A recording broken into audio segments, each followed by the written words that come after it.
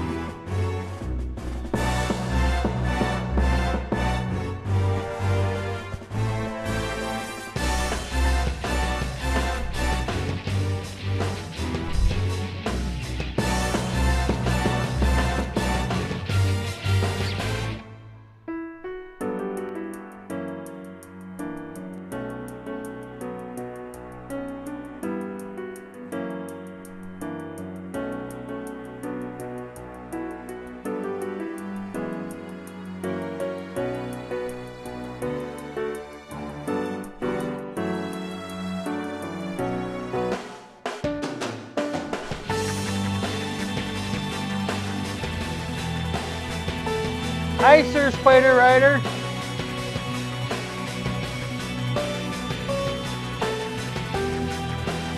No, it's not the first time.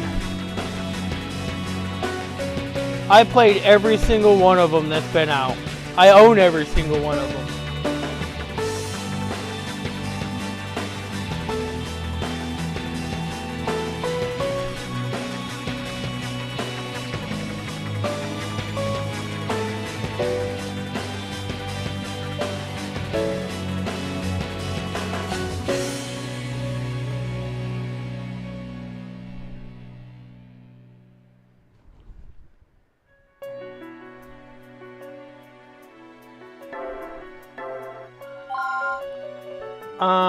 We are going to do normal.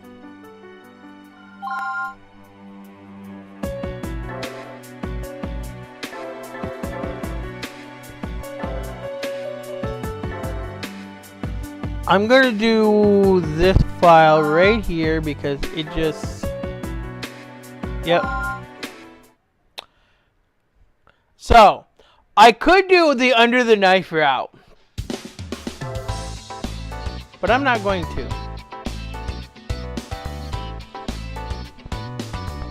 This is Hope Hospital, located downtown Angeles Bay. Since its inception, Hope has selflessly served the community. One of the newest doctors here is still in need of guidance, but he strives to improve out of an earnest desire to help people. Dr. Derek Stiles will soon come to realize his full potential.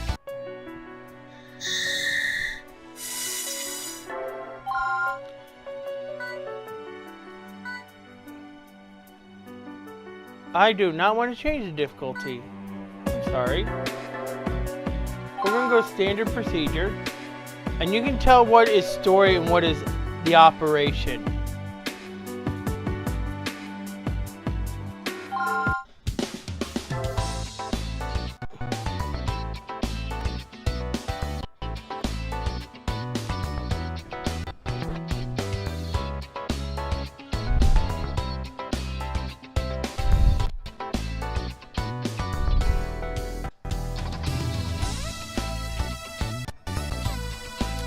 Hope Hospital consultation room.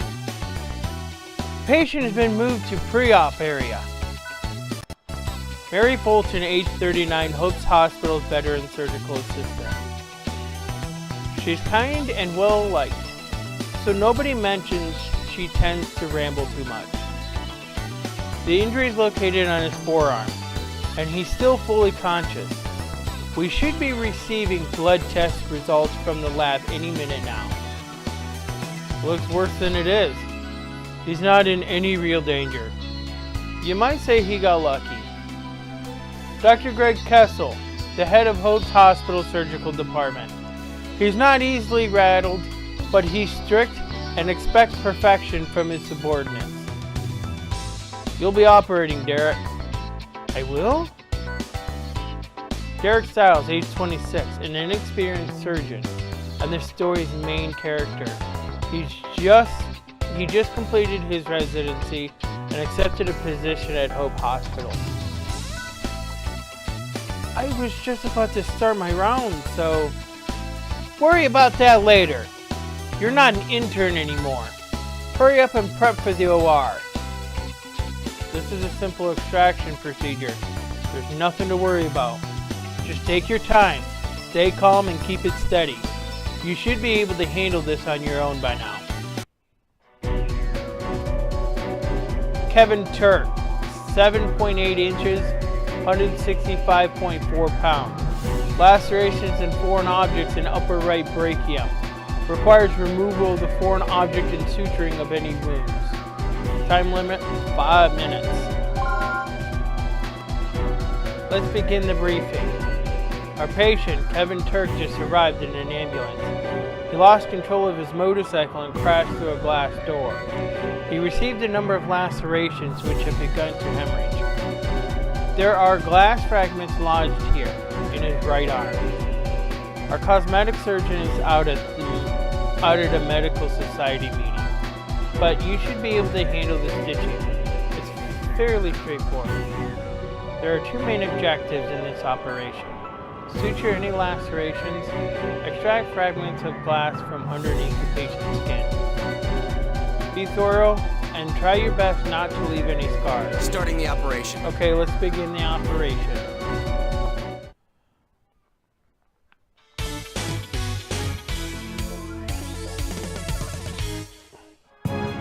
Let's begin. Let's begin the operation. We should start with those lacerations. Take the stitching to Suture in a zigzag pattern. Alright. Now do the same with the other. You did very well. Good. Well done. The lacerations have been taken care of. Be mindful of the direction. A and B buttons, huh?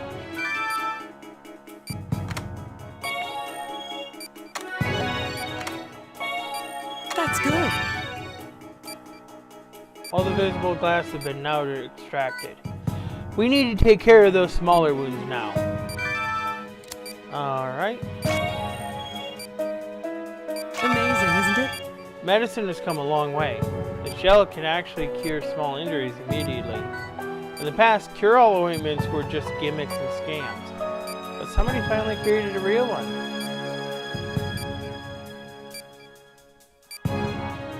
Sarah, Leo's wasn't any better. It was actually far worse. Oops, I shouldn't be talking so much. Let's continue. Some glass shards are embedded in the patient's arm as well. We'll need to extract those. Make an incision in his upper epithelium. Alright, Let's move on. Remember to be careful.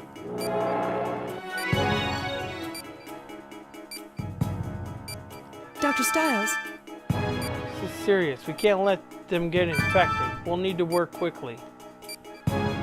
Alright. Got it. Doctor? Treatment complete. Alright, everything looks good. Let's close it up. Dr. Stiles? Suture the wound the same way you had before. Alright. Let's move on. We're just about done. You shouldn't relax just yet. That's good. Now that should heal up nicely. Now we just need to apply the bandage. There are some tools you only need to use in specific instances. You can pick them up once I have placed them on the tray.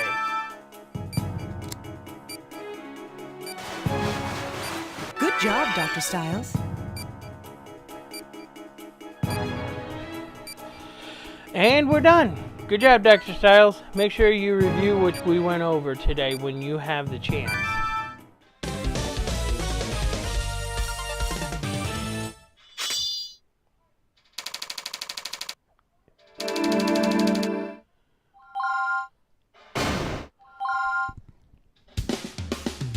See? You're catching on quickly.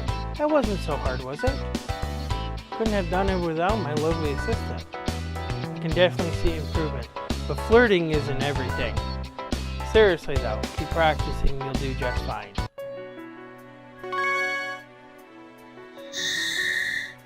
Learning the ropes.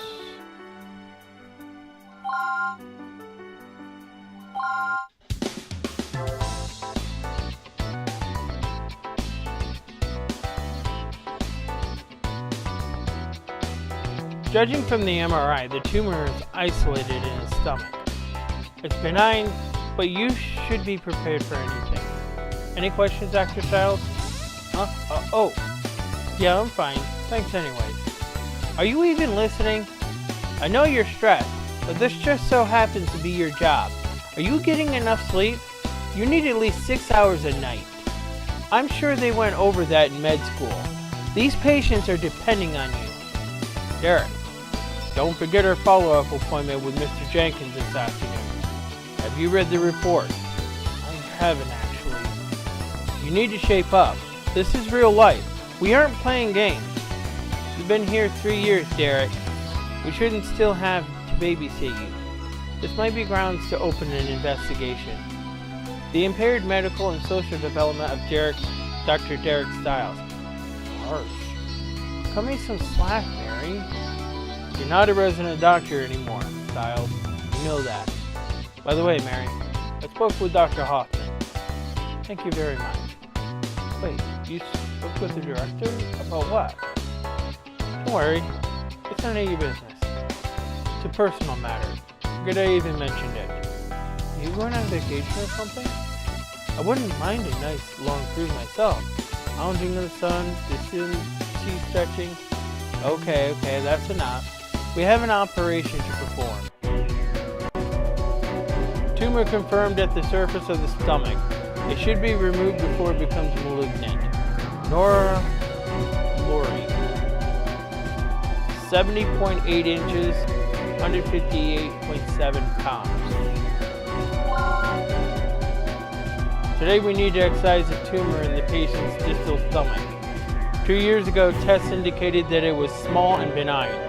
However, it's growing rapidly and started to hemorrhage. At this rate, it might become malignant. After talking with Mr. O'Leary, we decided to remove it. There's one objective in this operation. Excise and remove the tumor in the patient's distal stomach. That is all. But you'll need to remove the tumor using the Powell procedure. First, drain the tumor cytoplasm to decrease its size. Then, once you excise it, the cells can't metastasize, resulting in a smaller incision. There seems to be a trend toward this type of removal. It's a good idea of you to learn it. Now, begin the operation. Stay calm and keep it steady. Starting the operation. Understood. Let's begin the operation. Alright. Hopefully I get. Let's begin. This will be a laparotomy. You'll need to open up the abdomen. You've done this before, so there's no reason to be anxious. Alright, we'll start with it.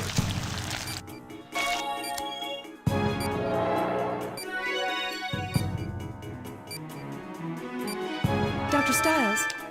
We're going to treat a tumor, but his vitals are dropping. You'll need to use a syringe. Let's stabilize this condition. That's good. Dr. Styles? Vitals are stabilized. Now we can begin. At first glance, it appears that nothing is wrong. However, yesterday's test revealed something in the patient's lower stomach. We'll need to use the ultrasound in order to find it. B button. You can activate the ultrasound by pressing the B button. You'll notice that the infection area shows up. Doctor? Oh, almost. We lost sight of it because the ultrasound was too far away. If you scan directly over the tumor, it should remain visible for much longer. Expert doctors can perform this operation without the benefit of visual aid, but it should take a moment to confirm the Let's move on. Okay, that's right. This is definitely the problem. Alright. Dr. Styles? Pretty big. Looks like we did this just in time. As Dr. Kessel explained earlier, we'll be using the pull-up procedure. We'll use the drain first. Insert the drain Keep on it the... steady. That's good. Now we're completed the first step, draining the cytoplasm. The cytoplasm will continue to ooze out if we don't do anything. Alright. You did very well. That's good. Removing the tumor is only the beginning. We need to apply a synthetic membrane to stop the bleeding. Alright. Dr. Stiles, Good, now fix the synthetic membrane. Now we're going to do that. treatment complete. That's enough gel. The membrane is beginning to meld with the tissue. It's made of protein, so there's no chance of tissue rejection. I think it's blended in nicely. It should heal up perfectly. Finish the operation.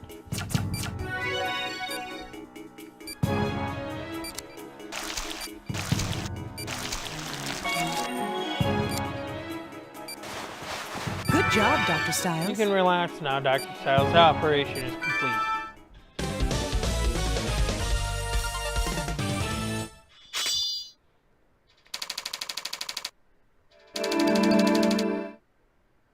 No mistakes!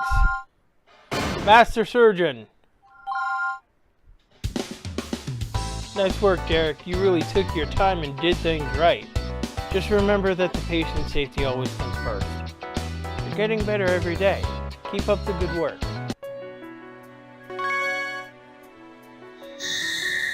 A farewell. Let's do that.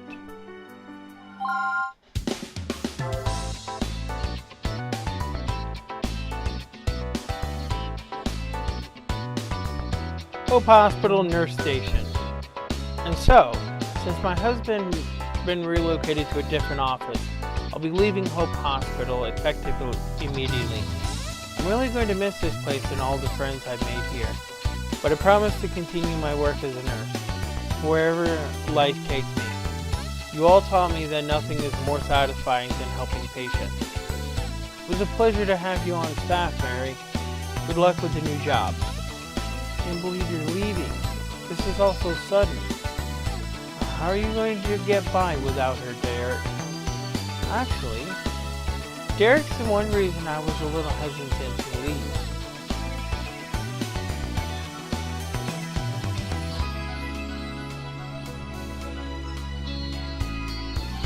I even spoke with my husband about it. I told him there was a kid here who depends on me. He asked me how long I'd been working in pediatrics. Oh, come on, I'm not that bad. The Nurse Fulton's still here. Hello, Dr. Hoffman. I'm not interrupting anything, am I? Robert Hoffman, age 62, the director of and founder of Hope Hospital. He used to be a renowned surgeon, but then retired to work in management. No, of course not.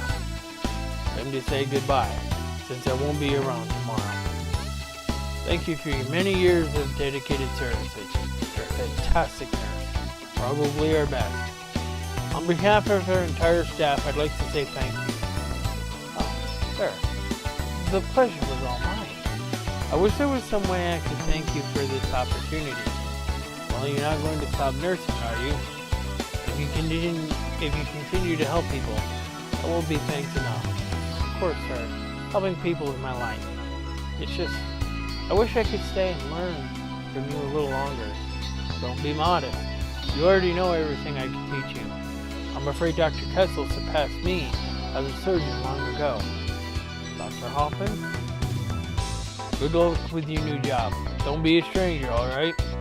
At any rate, I have other matters to attend to, if you'll excuse me. I wish I could have seen Dr. Hoffman in action more often, but he hasn't performed any operations since that incident. Derek, let's discuss the next patient. Yes, sir. This will be my last procedure at Hope. Don't let me down, Derek. Multiple tumors confirmed in the pancreas. They may lead to a loss of stamina, so immediate removal is highly recommended. Neil Spence, 68.5 inches, 183.4 pounds. Yesterday's procedure went very smoothly. I want you to handle Mr. Spence's operation today.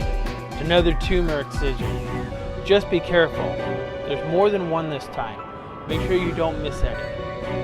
This is the last time I'll be assisting you, Dr. Styles.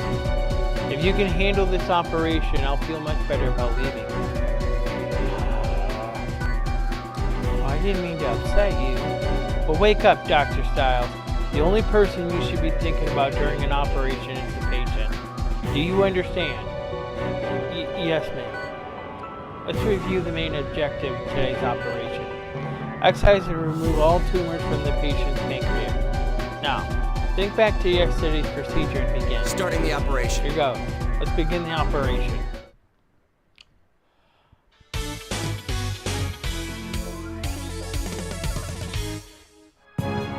Let's begin.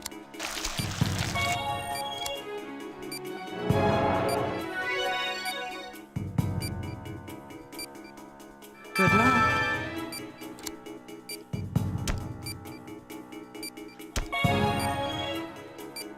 Let's move on. The swelling's gone down. Let's move on to the tumors. 3 tumors have been identified in the patient's pancreas. Let's see. Let's do the ultrasound.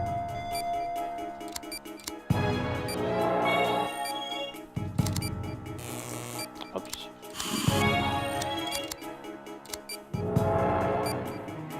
Just 2 more.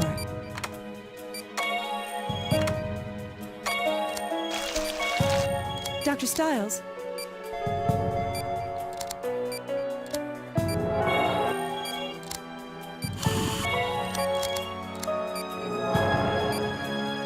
One more left.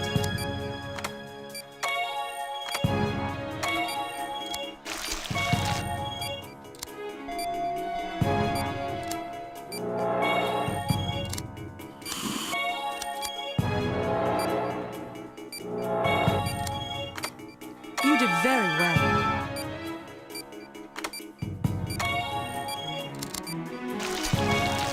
See? It's simple. That takes care of the tumors we found in our test. You're really improving, can you tell? You seem really focused today. I guess my work here is done.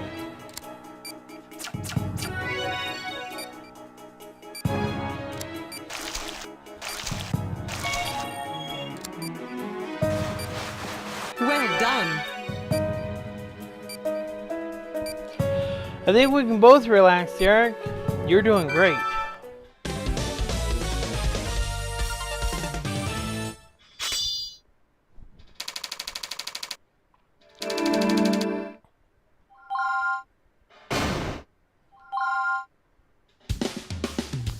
You did a great job, Derek.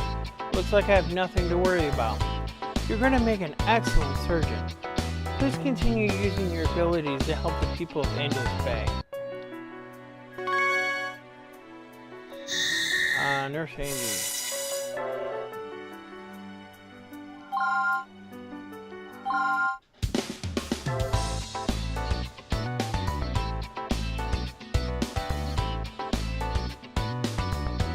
And so, we all felt you deserve a special gift of our appreciation. Thank you for 18 years of dedicated service, Mrs. Fulton. I don't really know what to say. I'm a little embarrassed. Mrs. Fulton was more than a great nurse. She looked after us as well. She will be missed. Are you sure you're not glad to be free of my nagging? What are you talking about? I'm just worried Derek's going to start coming to work late again. You're the one who kept him in line, Mary. Aw, jeez. I'm standing right here, guys. You don't need to worry. I'll be fine without Mary's help. I may be young, but I'm still a doctor. That's good to hear. So, no more sobbing phone calls from you, huh? Well, I wasn't crying. Just teasing, Derek. You've grown so much since you joined us, and I'm proud of you.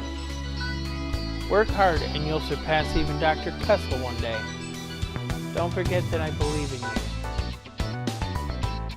She isn't here yet.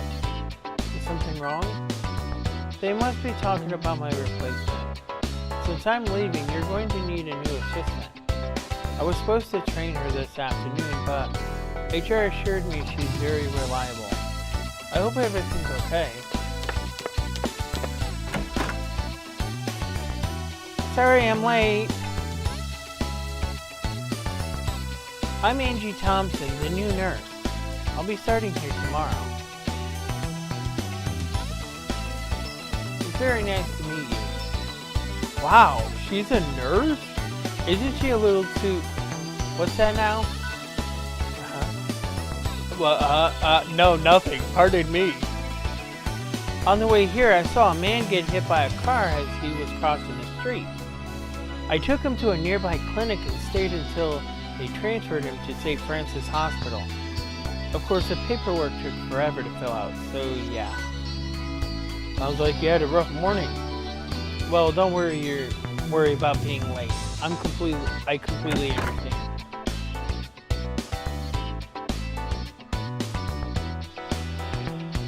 Excuse me, has Miss Thompson arrived yet? There's someone on the line from St. Francis Hospital. This must be about that patient. Please excuse me. Certainly is something else. Looks like I'm leaving you in capable hands. What do you think, Derek?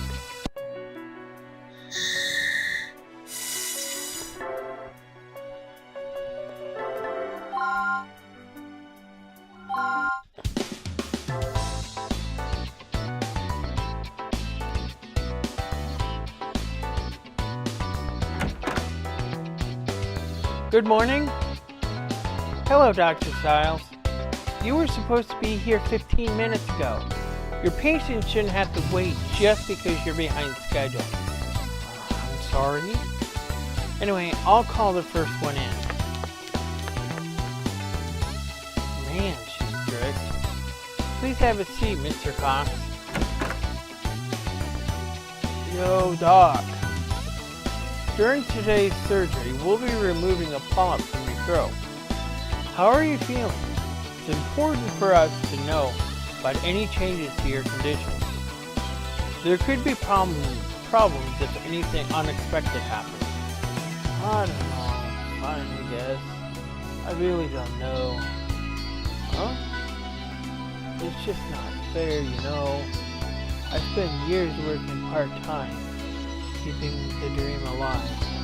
Now we finally land a contract with a big-time record producer, and my throat's screwed up. So, what? If something goes wrong, I wasted my life? I have to work retail till I die because of this stupid polyp thing? Just try to relax. We're hoping for the best. Yeah, hoping, huh? That's clearly all it takes, right? Hope. Not practice, not discipline. If you could get by on hope, I would have had a record deal years ago. Maybe Dad was right. I was stupid to think I could be a rock star. Come on, try to stay positive. You're going to be fine, really. Sorry, Dad. Nate, Tisha. You guys fronted the money and I just ended up living in town. I don't even think I'll be able to pay it back. I need to take your blood pressure, Mr. Cox. This way, please. Yeah, whatever.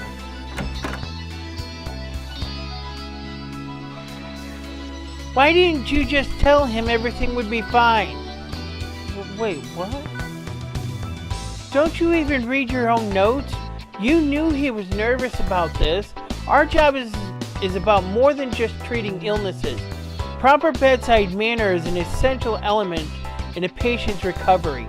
Things you say directly affect these people's attitude. Don't you get it? Yeah, I do. I hope you handle things more appropriately during surgery this afternoon. Polyp clusters confirmed in the trachea. Due to internal hemorrhaging, a hemostatic laser procedure is necessary. Elliot Cox, 74.9 inches, 190.1 pounds.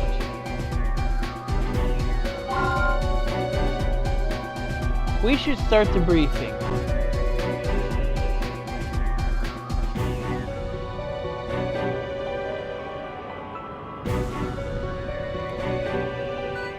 Let's review today's patient, Mr. Cox. He started feeling pain in his throat about a month ago.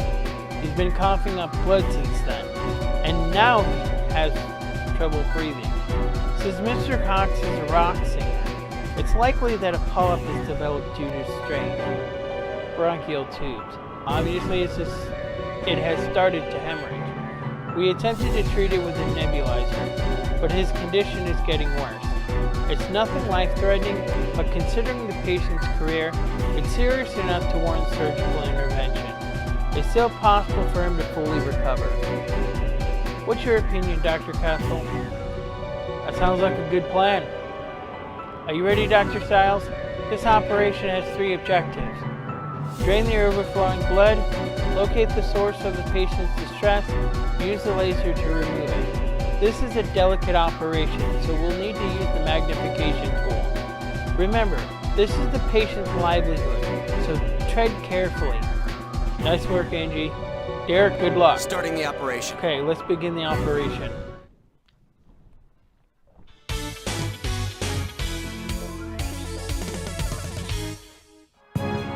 Let's begin.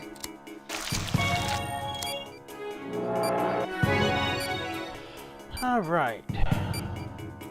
Dr. Stiles? The outer membrane of the trachea has started to hemorrhage. That should be our focal point. It's hard to see the affected area, so we'll need to magnify it. Use the magnification. Select the area you want to magnify and press the A button to activate it. You can then continue your procedure. There. The magnification was successful. The hemorrhage that hemorrhaging is our problem. Once you're finished working in the affected area, simply return to non-magnifying view. Keep these options in mind as you set up the best angle for a given task. First, we need to drain the blood. There. The source of the bleeding seems to be a small group of polyps. There's no way we can excise them. They're far too small. Use the laser. Dr. Stiles? The laser will continue to burn tissue as long as you have it activated. Applying it after extended periods will cause additional bleeding. Please be careful and only apply the laser precisely where necessary. Begin. Dr. Stiles? I don't think it's possible to burn away polyps without damaging nearby tissues. The capillaries in the trachea's outer membrane are damaged and have caused further bleeding. You're going to need to adjust the procedure accordingly. We need to apply antibiotic gel immediately after using the laser. If blood starts to collect, drain it quickly to maintain visibility. Alright.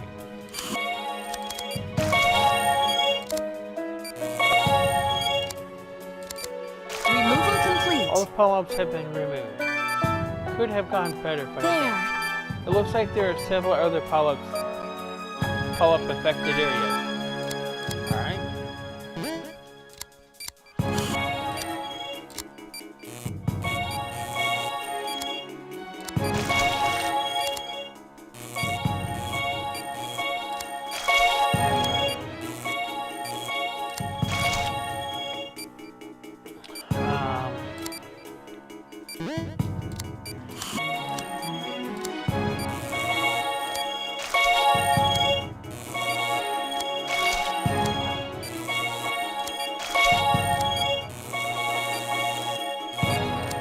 Proceed as normal. Everything's going well. Please continue the treatment.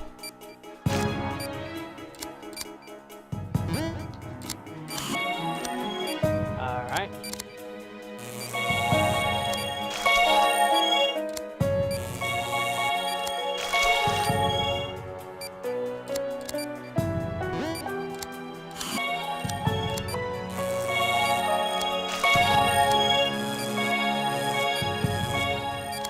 Treatment complete. That seems to be all of them. Let's close the patient up. Almost done.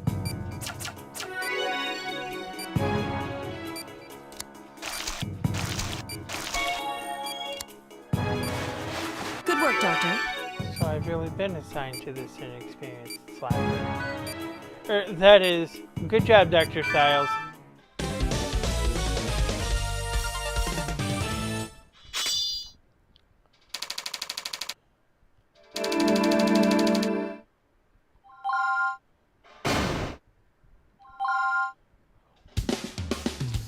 Well, Mr. Cox, your operation was a complete success.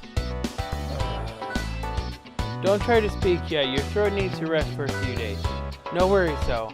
A week from now, you'll be belting out power ballads, good as new. Speaking of which, how about a couple of tickets to your next concert?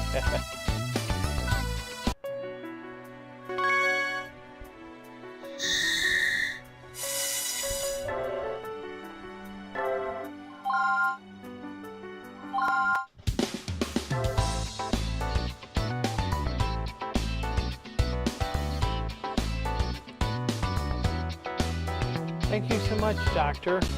Take care now. Well, that looks like our last walk-in for today. Angie, let's start our pre-op at around 1 o'clock, okay? Don't you think we should have examined him more carefully? There were signs of cyanosis, which could indicate asthma. If that's the case, he needs to see his physician right away. Really? I didn't think it looked like anything serious. You need to start acting like a real doctor, Mr. Styles. You're overreacting. I'm sure he'll be fine. Multiple tumors confirmed in the small intestine, resulting in several other inflammations. Immediate removal is required. Sean West, 71.3 inches, 163.4 pounds. Since Dr. Kessel is at a conference, I'll be briefing you today. I think he'd be briefing me even if he was here. We're extracting a stage 1 tumor from the patient's small intestine. So, if we take it out, he should fully recover. However, his blood test results were unusual. We can ask Dr. Kessel about that once he gets back. As long as I extract the tumor, the patient should be fine. That's technically correct, but I'm pretty confident about this. I've extracted tumors several times already.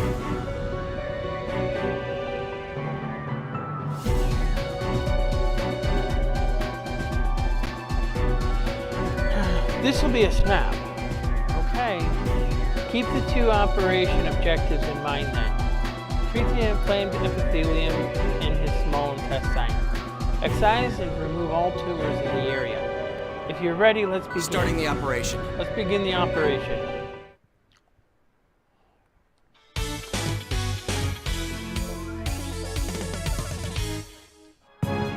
Let's begin.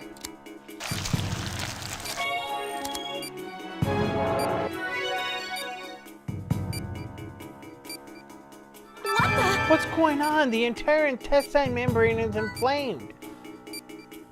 What's going on? Only the small intestine should be affected. Doctor, I think we need to close up the patient for re-examination. Let's continue operating, Angie. Those symptoms aren't uncommon. I understand. In that case, proceed with tumor excision. I know you've done this before, so I'll try to stay out of your way.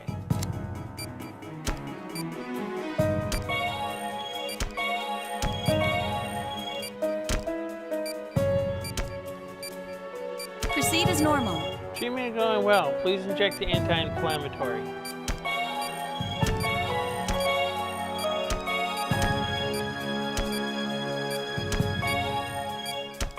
Vitals dropping.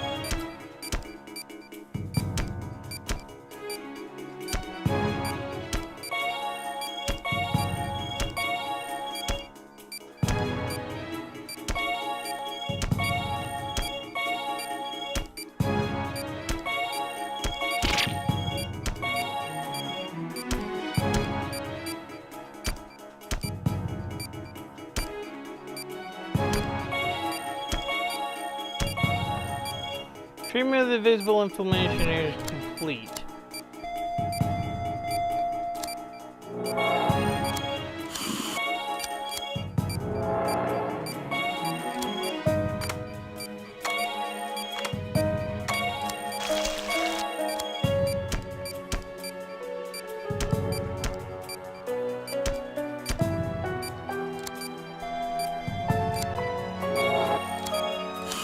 The one thing Dr. Styles should be concerned about this procedure is that the vitals are dropping way too fast.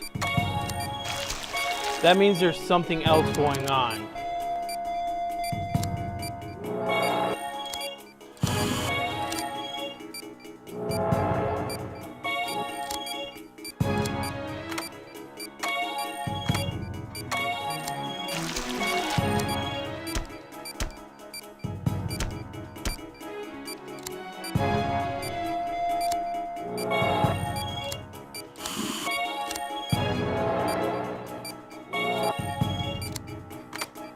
Dr. Stiles?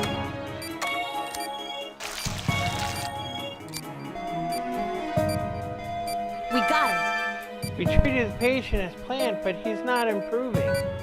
His vitals aren't stabilizing. There must be something else. Patient vitals don't usually stabilize right after the operation. We need to at least check his blood test results. Okay, what would you suggest? Try using the ultrasound again, just to be safe. Doctor? Okay, check the entire area carefully. I don't see anything, Angie. But I was certain. Sorry about second guessing you, Doctor. Don't worry, we're both still learning from experience, right? I guess. There.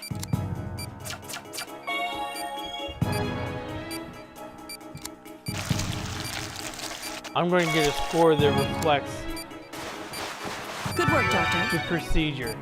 We're finished, Dr. Stiles.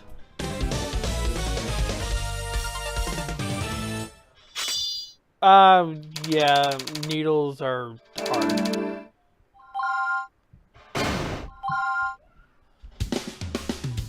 Dr. Stiles. Oh, hey, Angie. Thanks for your help in there. I'd like to have a word with you about that last operation. Was there something wrong with my bedside manner? No, it's about the patient, actually. His white blood cell and globulin counts are rising rapidly. I also noticed inflammation along the patient's peritoneum. We should re-examine him immediately and consult his regular doctor. I agree with you, but I'm afraid we'll have to wait until tomorrow. I'm supposed to help with the next symposium. So I'm meeting with some doctors from St. Francis to learn the ropes and everything. They traveled a long way to meet with me, and I can't just blow them off. We'll handle this first thing tomorrow, I promise. But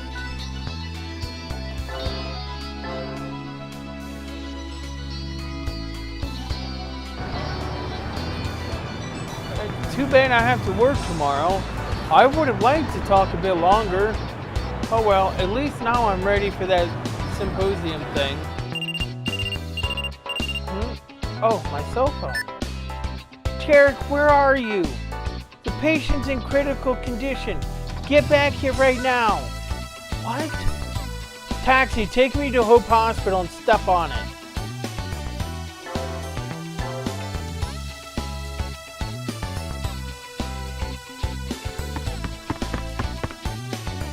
Angie, a tumor metastasized behind his lung, which then began swelling. It continued to fester until 30 minutes ago when the tumor ruptured. The patient's in shock and suffering acute peritonitis. The other doctors are operating on him as we speak. Follow me, Dr. Stiles. You need to see the consequences of your carelessness.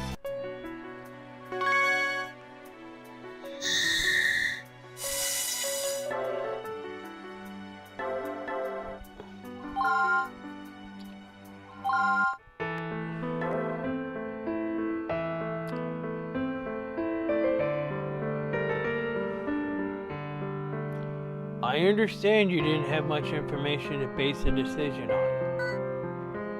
And I do admit that the tumor was difficult to see from the x-ray. However, the laboratory left you several memos about the patient. I understand they pointed out his extremely high readings. More than that, you dumped your responsibilities onto a nurse immediately, following a very delicate operation. It wasn't... I mean... Miss Thompson, what are you... Please excuse me for interrupting, Dr. Hoffman. I understand this is a little rude, but I have to say something. What is it? It's about the negligent attitude Mr. Styles has displayed thus far. I warned him about his patient at least 3 times, but he said that there were important personal matters he had to take care of. Then he just walked out without another word. Mr. Styles, maybe you didn't harm the patient directly, but how can I work under a doctor who doesn't even try to act like one? Doesn't matter how small or groundless his suspicion might be. The patients are depending on you to take care of them. Why did you become a doctor? Do you even know?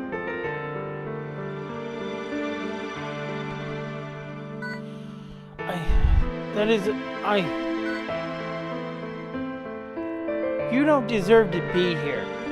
You're not a real doctor.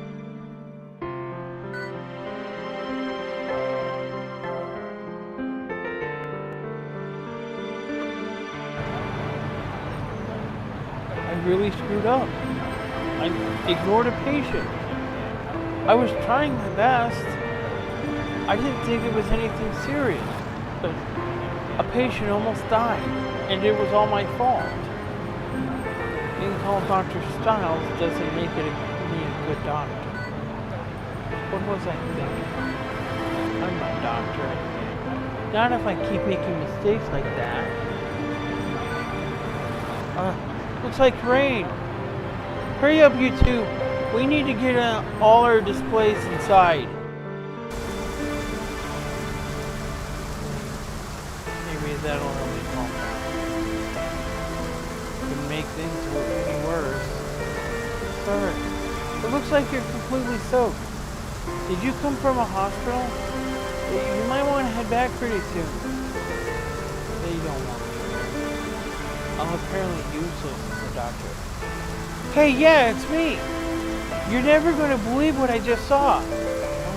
Well, you can guess if you want. Nope, it's even better. There was this crazy accident on Walnut between a truck and an SUV. It was nuts. The drivers flew into the street and no, it really happened. An accident on Walnut? They're going to be taken to our trauma ward. Dr. Kessel's out of town. And there aren't any emergency doctors on call.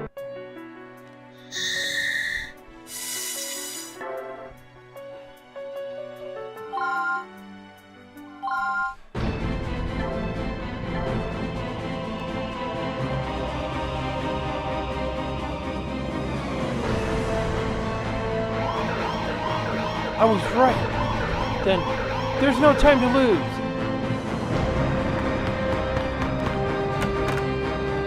Where are the accident victims, Angie? Dr. Styles! The patient! He was suffering cardiac arrest and I couldn't resuscitate him. The other nurses are busy and with Dr. Kessel gone, I can't... What am I supposed to do?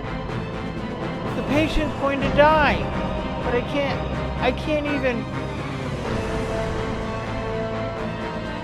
Calm down, Angie. Take me to the OR. Okay. Patient suffered cardiac arrest as a result of car accident. Multiple lacerations of the epithelium and problems in the abdomen. Omar Flynn, 62.2 inches, 94.9 pounds. What's the situation? The ambulance brought him here as soon as they could. His heart isn't beating. I tried reviving him, but... Angie, what do I do? I need help.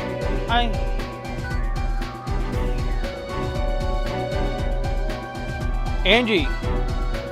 Dr. Styles! The only person here who needs help is the patient. And we're the ones who are going to help him. It's up to us and only us. We're going to save him. I can't do this without you, Angie. I want to save his life. Pretend this is a normal procedure. Calm down, think things through. First, we need a pulse. We have to get a pulse. Understood. I will save this patient. Let's begin the operation.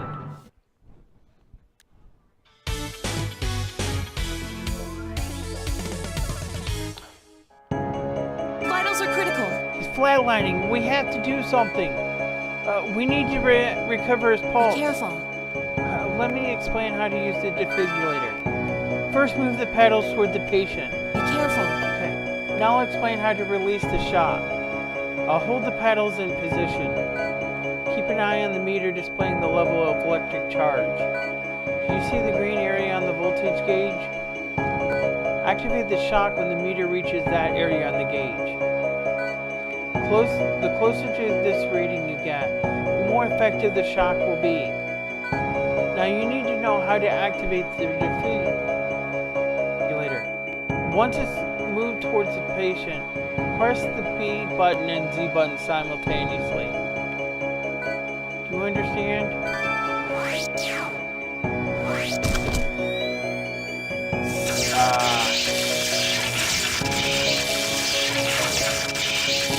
We have a pulse.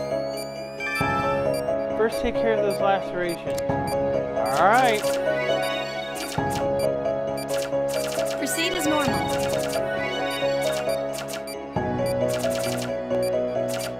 Where could it be?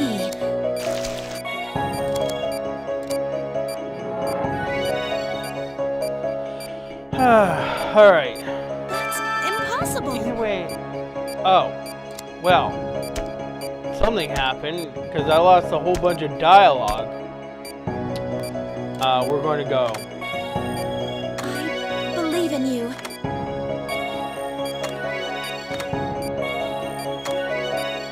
You have to be careful. I know, Angie. Come on.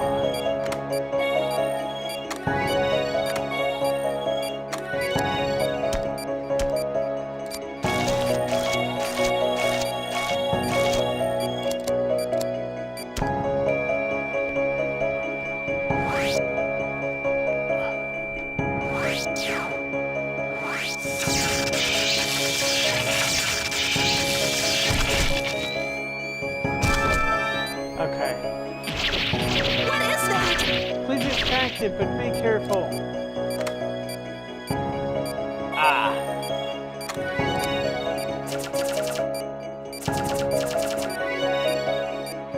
What? Concentrate. Don't die on me. I won't let him die.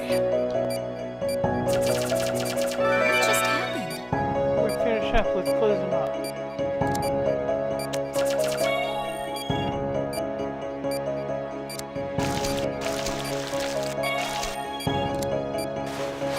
Well done, Dr. Styles.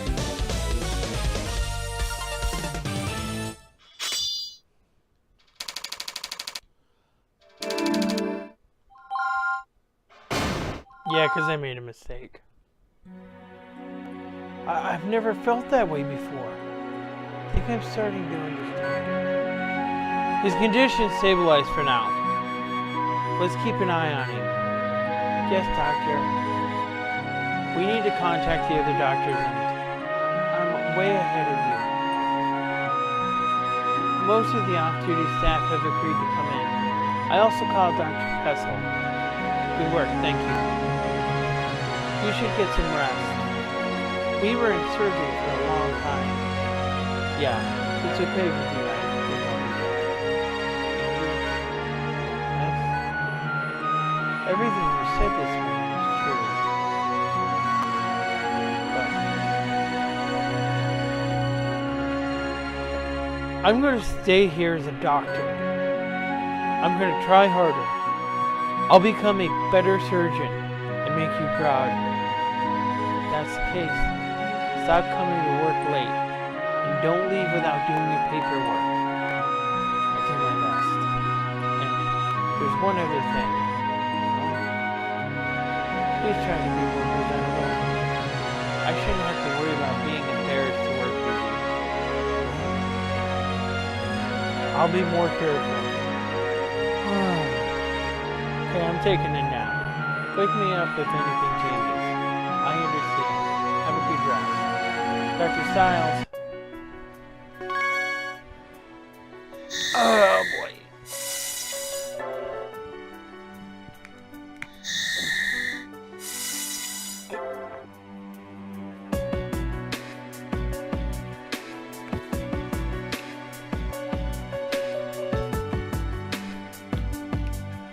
All right.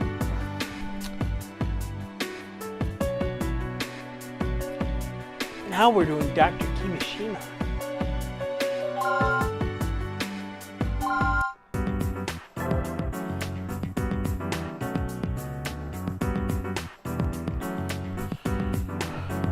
St. Francis Hospital conference room. The patient, Ellen Chambers, is suffering a comminuted fracture in his right forearm. He was rushed here as soon as the injury occurred, thanks to a nurse who witnessed it. Judging by the x-ray, this one could give us some trouble, but I'm sure Dr. Weaver will be able to fix him up, good as new. I appreciate the confidence, but you know, this is no big deal. I haven't let a patient down yet, have I? Nozomi Weaver, age 29, a Japanese surgeon who came to America on an exchange program.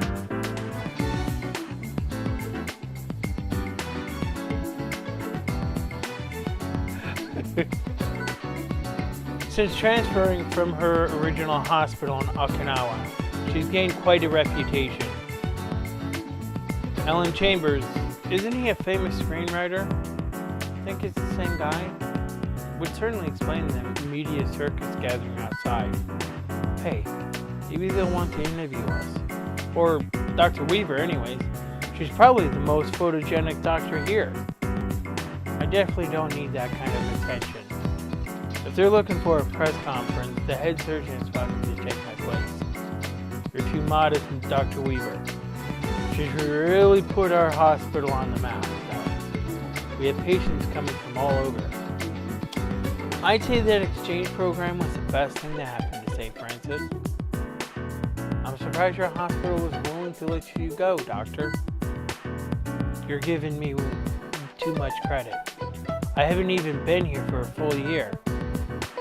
We're getting a little sidetracked, I think. Let's proceed with the operation. Good luck, Dr. Weaver.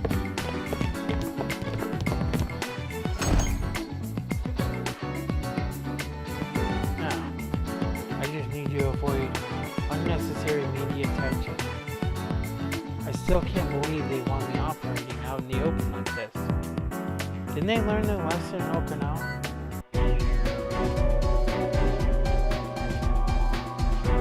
Comminuted fracture in patient's radius bone. There also seems to be internal hemorrhaging. Treat bleeding, then rebuild the broken bone. A chamber. 75.3 inches, 203.5 pounds. Let's see. Time of dictation, 3:48 p.m. Patient's name is Ellen Chambers. Has a serious fracture in his right arm. As for the x-ray results, fragments of the bone seem to be scattered and I see hemorrhaging.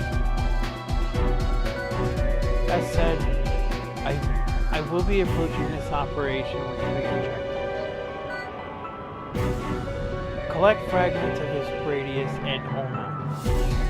Set the radius properly for healing. Return the fragments to their original location and rebuild the patient's radius to normal.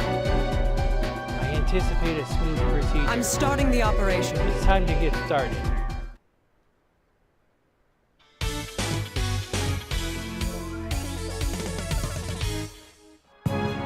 Let's begin. Good.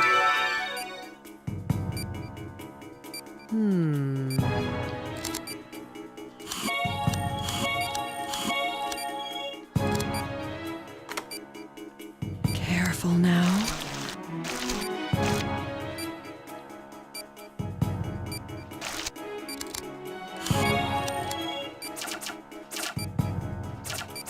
No, I think that's... Next, leave it to me.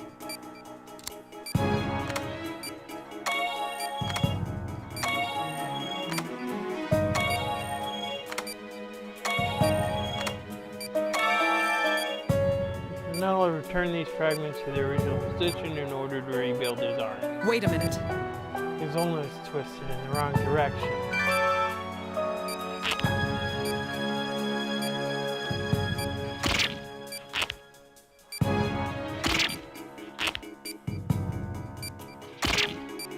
Come on, just stay. Alright. How do I get it to stay is the question.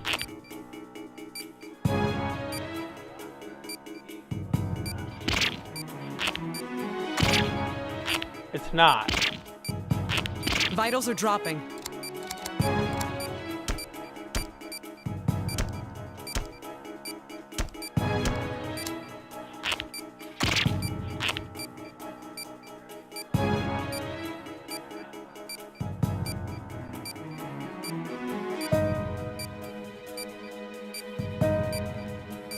Really? It's not. It's not.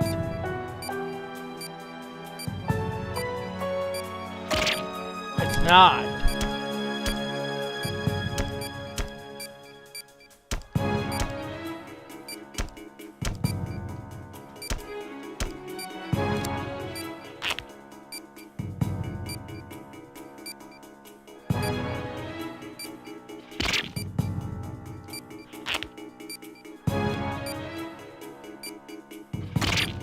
Jeez!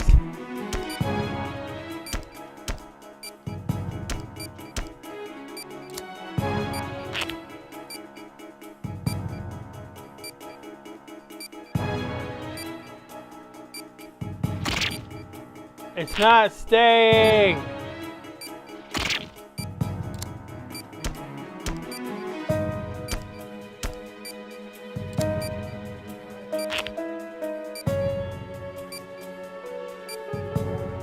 It's supposed to be right here, but it's not staying.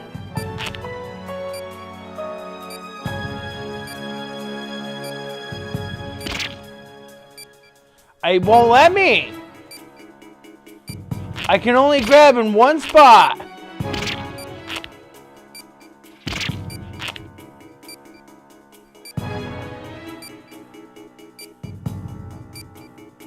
Obviously, I can't do that. It's not. Oh my god. Why is it not staying?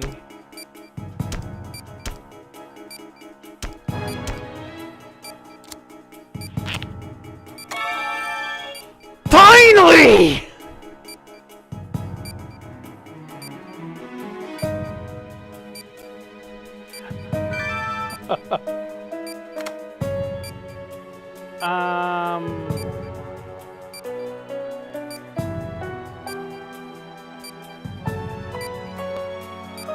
Oh, that's not right.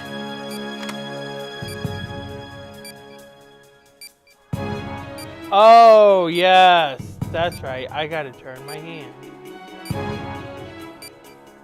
Oh, I need to wrap this up.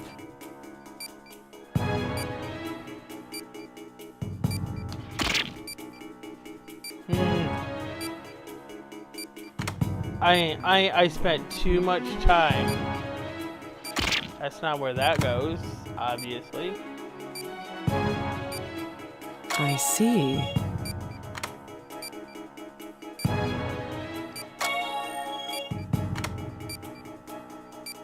Running out of time.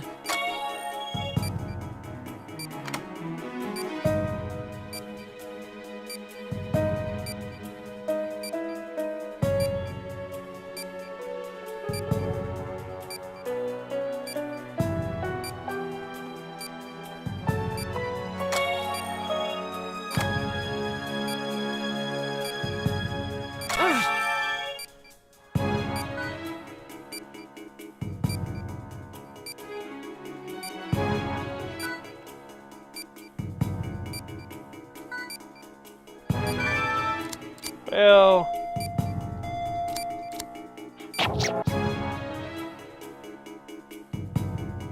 The medical board will be notified.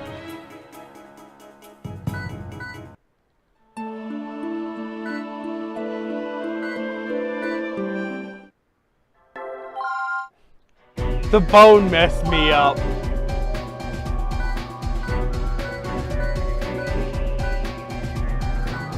I'm starting the operation.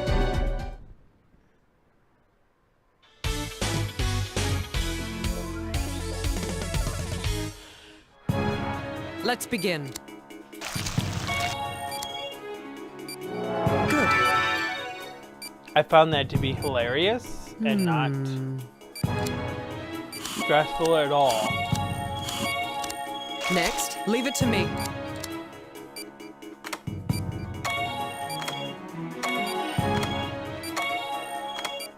And she's working without an assistant. Wait a minute.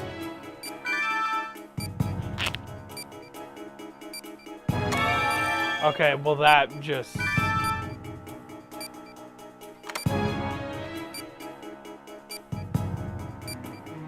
I see.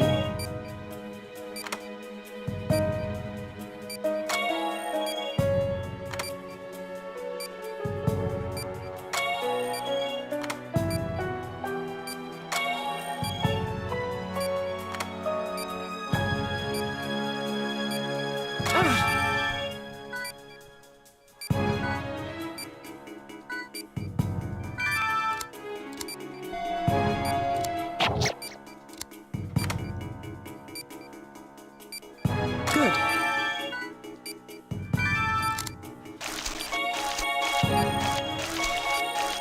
Done. The radius bone's been reformed. I anticipate a quick recovery.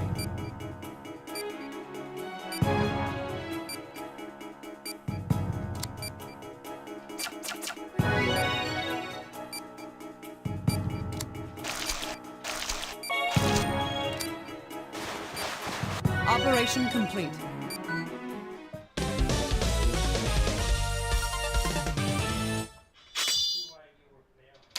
Why?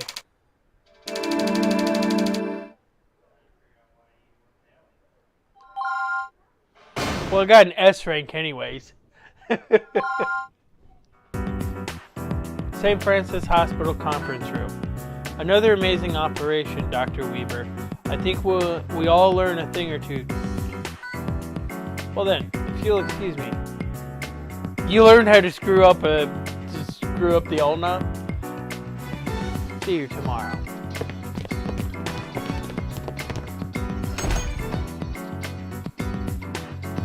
Interesting. I always thought American doctors were more concerned about golf than patients. But everyone here is so kind. They accepted me as one of their own immediately. Only because they don't know the truth.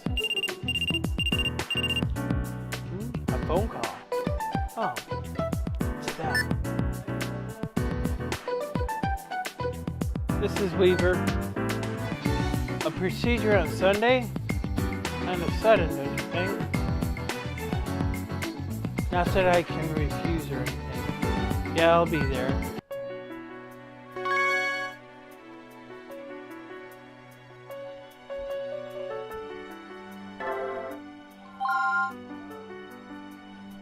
What?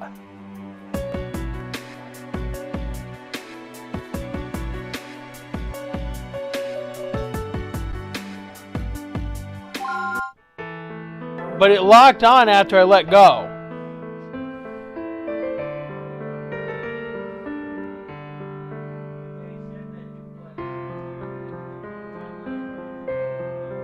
Yeah, Under the Night 2 does the same thing. The heck happened during that last operation? It almost felt like time was slowing down. Am I losing it? I know exactly what needed to be done. I'm not sure how I knew that. Now I'm just talking in circles. I need to sit down and figure it. Derek, pay attention. I mean, I was. Stop daydreaming and start taking your job seriously. Sorry. We need to have a meeting about Mr. Pratt's operation. Angie, can you handle prep for that? Yes, of course, Doctor. Multiple thrombi present due to waste blockage. Immediate removal is required to prevent further complications. I hate this procedure. Let's go over the procedure for Mr. Pratt's operation. He's been suffering from dizziness and nausea recently. No, this is thrombi. Tests show that waste accumulated in his spleen and are now blocking blood vessels there. Today's objective is to remove the buildup of thrombi. The contrast medium was administered 30 minutes ago in IV. Because of that, you should be able to find the waste material using ultrasound. Once it shows a shadow, try clipping near that area with the forceps. It should stop moving. Make your incision, then drain the area. This is a sensitive operation, so you'll need to make proper use of magnification. Remember, the objective is remove all thrombi in the vessels. That is all. If further waste blockage occurs, the patient's vitals will drop. Remember to stay calm and keep it steady. Let's begin the operation. Alright, I'm not going to read any dialogue during this operation because thrombi moves. Let's begin.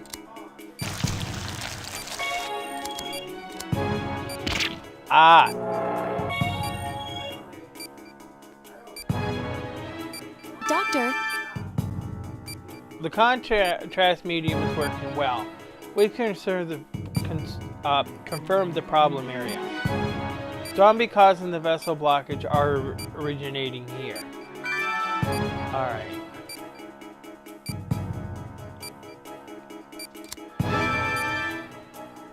Please. Doctor.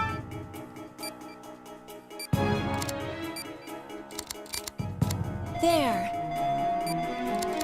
Then forceps. Drain the area.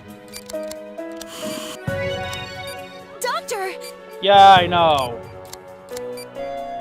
This is why I don't like this procedure. Treatment complete.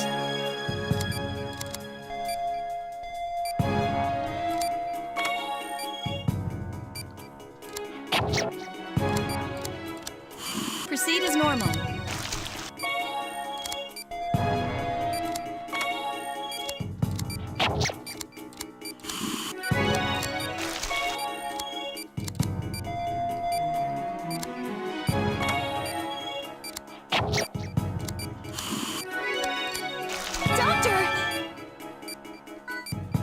The change in blood flow is causing the suspended thrombi to move too. Okay. Concentrate.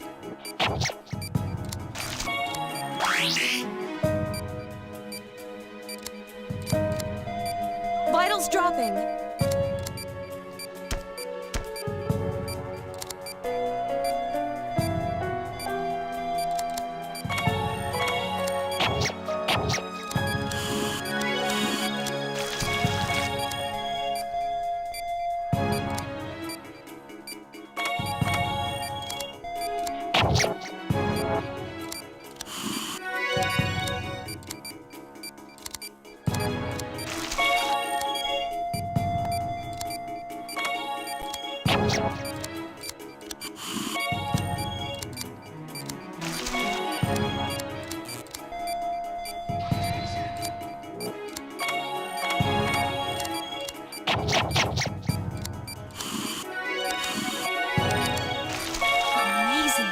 Doctor, what just... No thrombi detected. Treatment complete.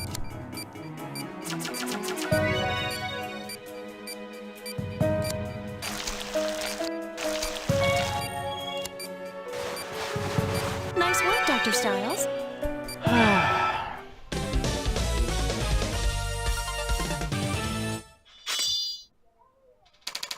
Hey, Ancient One! I'm a doctor today.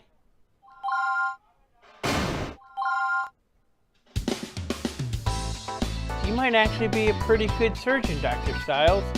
Huh? You were practically a different person in there, just like yesterday. To think of it, I did kind of feel like I was someone else. If you were always that focused in the OR, I wouldn't have to worry as much. So you worry about me? I definitely worry about your patients. Okay. Angie, I'd like to review the footage of today's operation. Of course, sir. I'll bring it to you later. We're right. Then we should be able to tell from watching the tape.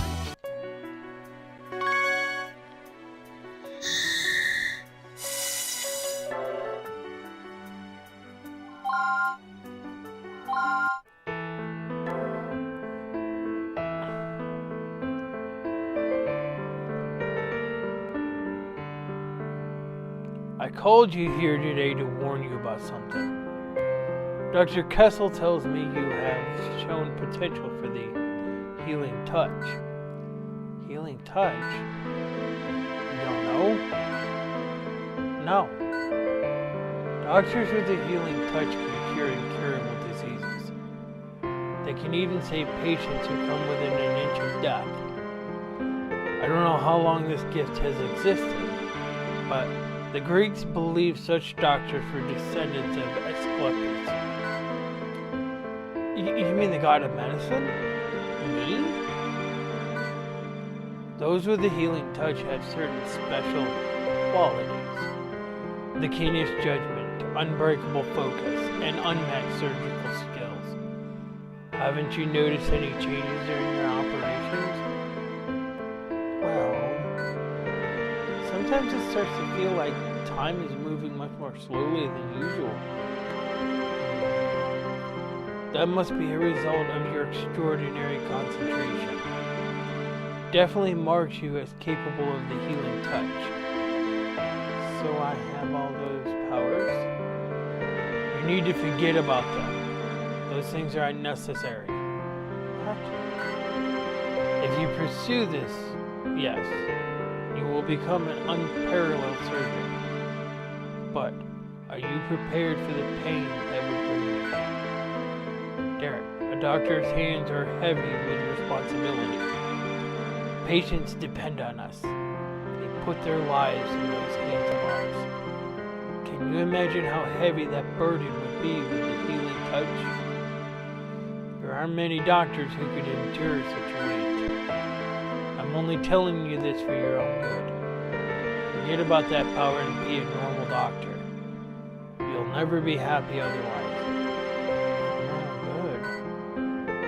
Think of it this way right now. You're standing at a large door knocking. If you continue to knock, that door will eventually open. But you can also turn your back on it, and it would stay closed. Why not take a vacation? Get your mind off surgery for a while. But trust me, it's for your own good.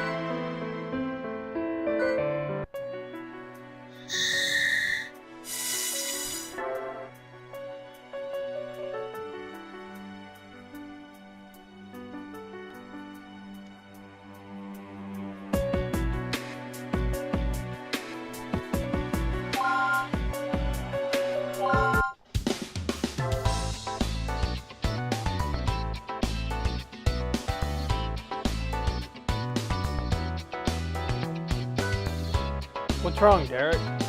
Shouldn't you be checking on your patients? Dr. Kessel, do you think I should stop trying to improve as a doctor? So you spoke with Hawkins. I was hoping the news about your abilities might motivate him to start operating again. Huh? Why would it do that? Back when the director was still operating on patients, he named that skill the healing touch and accepted its gifts.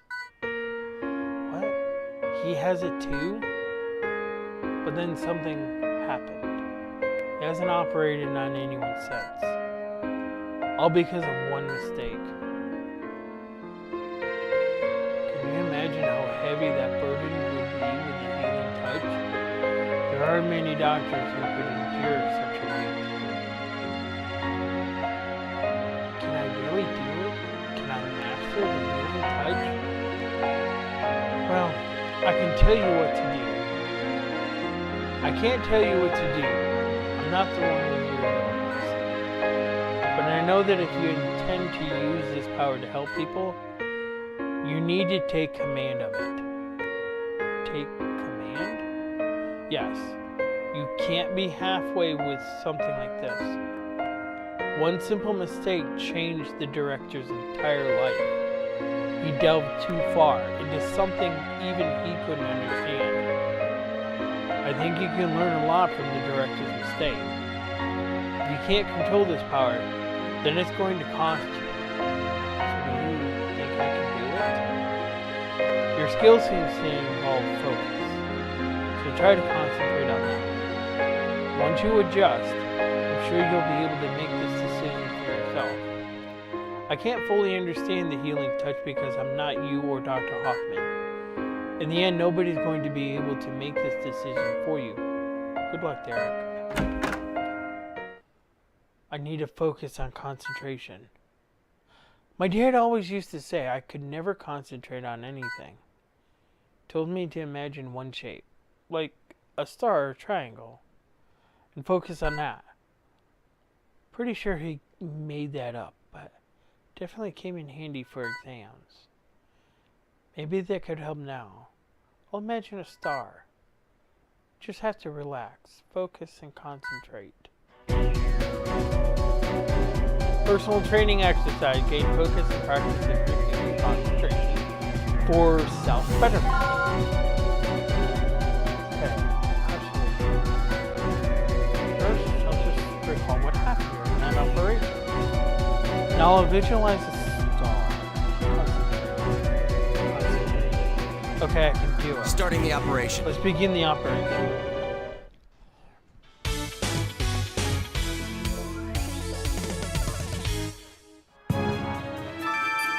Healing touch. The power of Asclepius. I can do this. First, I'll recall the procedure. I'm looking at the patient. Let's see. I think I tensed my index finger.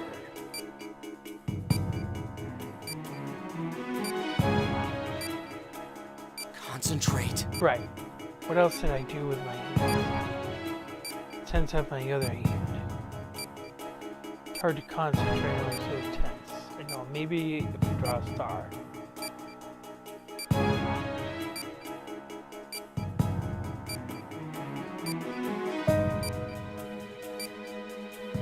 This is all wrong. One more time. This is all wrong. This is all wrong. This is all wrong. This is all wrong. This is all wrong. This is all wrong. Jesus Christ! This is all wrong. My eyes are burning. Need to keep at this though. Okay, for real this time. One more time. That's it. This is it. It's exactly like before. I had the healing touch. Maybe I overdid it. Gave myself a headache.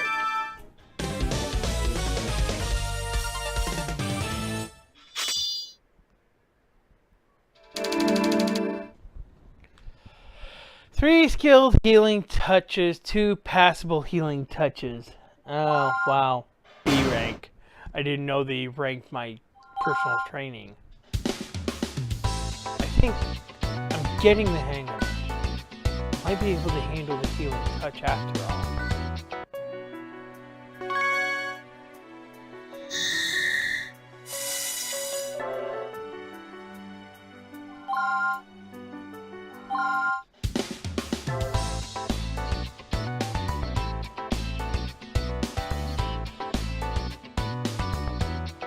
That concludes our meeting.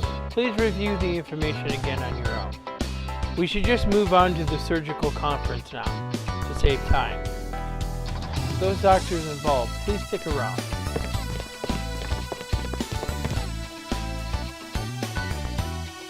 We're starting, Doctor. Dear Dr. Stiles, pay attention. Huh? What? Oh, sorry. I guess I didn't hear you. Is everything alright? You've been staring at that x-ray for a long time. I was just going over today's operation again in my mind. Anyways, let's get the conference started, huh? He's been spacing out a lot lately. At least he's concentrating hard on something, I guess. Multiple aneurysms has formed on the surface of the large intestine. Requires sedative treatment and suturing of affected vessels. Mario Covert, 66.1 inches, 158 pounds. Today's patient is Mr. Covert, who was carried in this morning.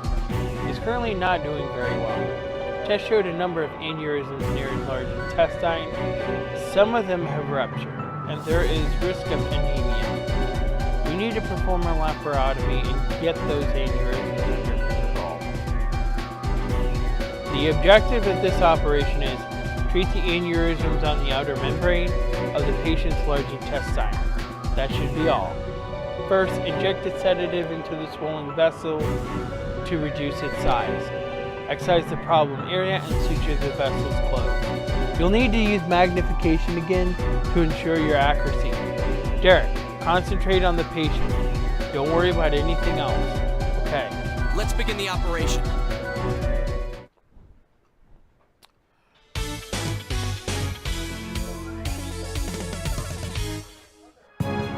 Let's begin. The antihypertensive is in fact, but the aneurysm could still burst. Alright, we need to hurry.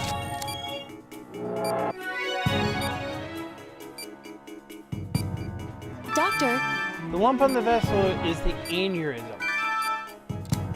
Let's try magnifying the be area. careful. Okay. Well done. Now's your chance. Doctor, We had to reconnect the vessels that were cut off. Right. then forceps.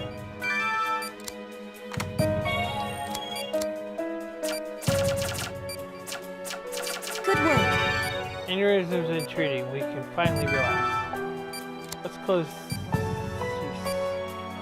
Aha! What, again? Every vessel in the area is in danger of becoming an aneurysm.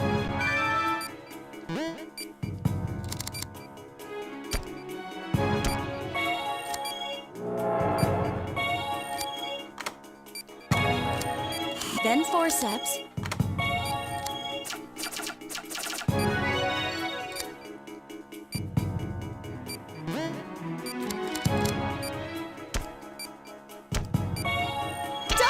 Ah, wow. They certainly didn't give me time for that.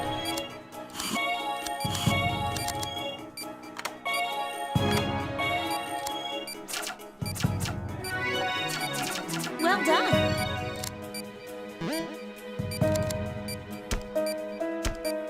Doc, vitals dropping. Ah, well. Doctor!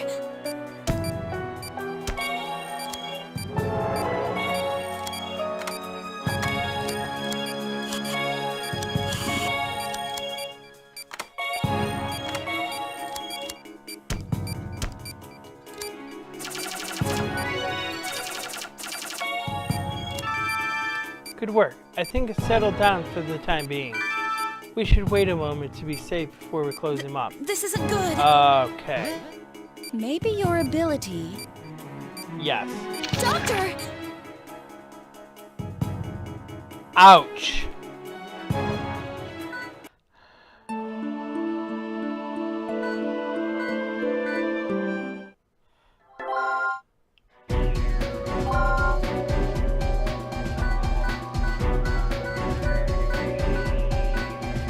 Good luck.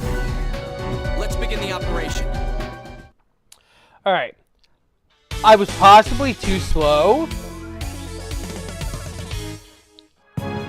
Let's begin.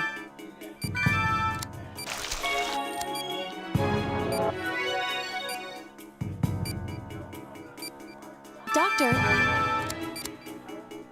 be careful. Well done. Now's your chance. I stop whenever the game tells me to stop.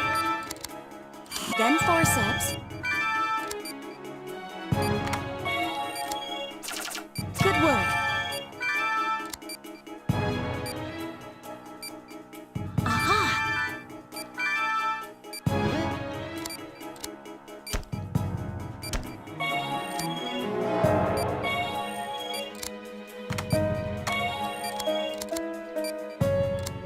Then forceps.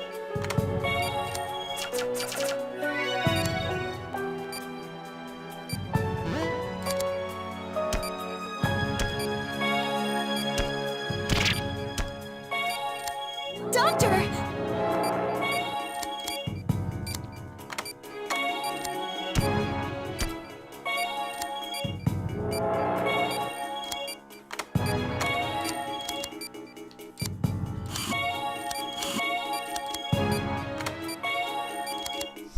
Seriously. Vitals dropping.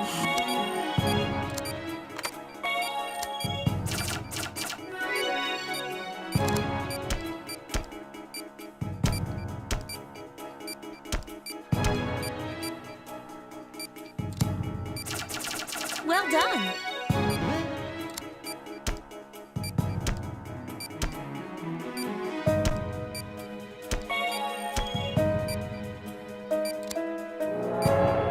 Damn it.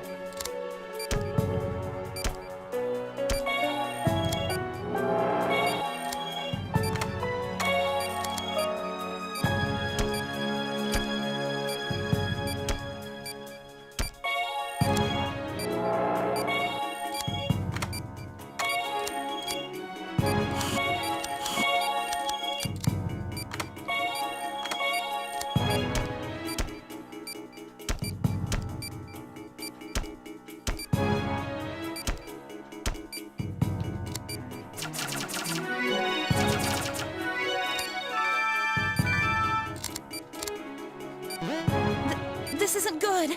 Hang in there.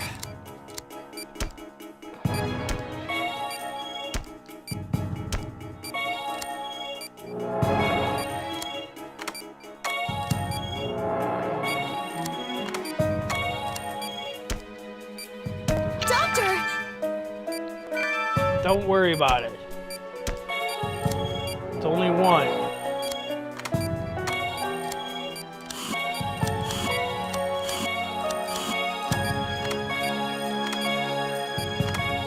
Please be careful, Doc. Please be careful, Doc. Vitals dropping. Please be careful, Doctor.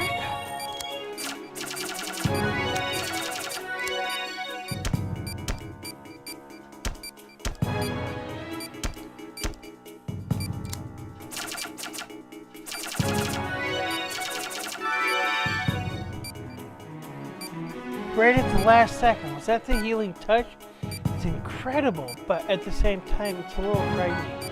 If every doctor had that ability, what would the medical world be like? I'm sorry, let's close him up.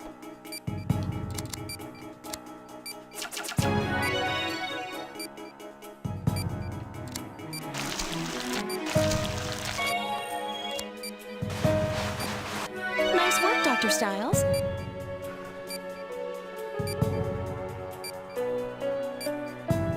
Another operation complete. Great work, Dr. Styles.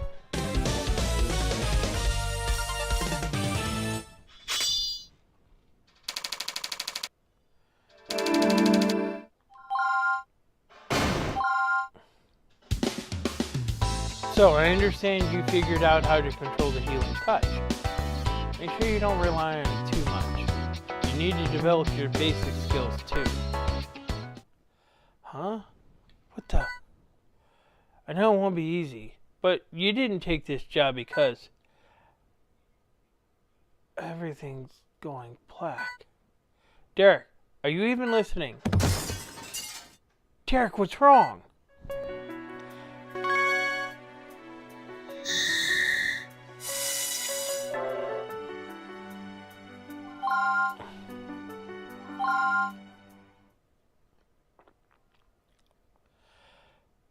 Forget about that power. But are you prepared for the pain that would bring you? I became a doctor so that I could help people. And if it cost you your life, you'd give up your own happiness? I don't know. But I do know that people need my help. And I want to help them.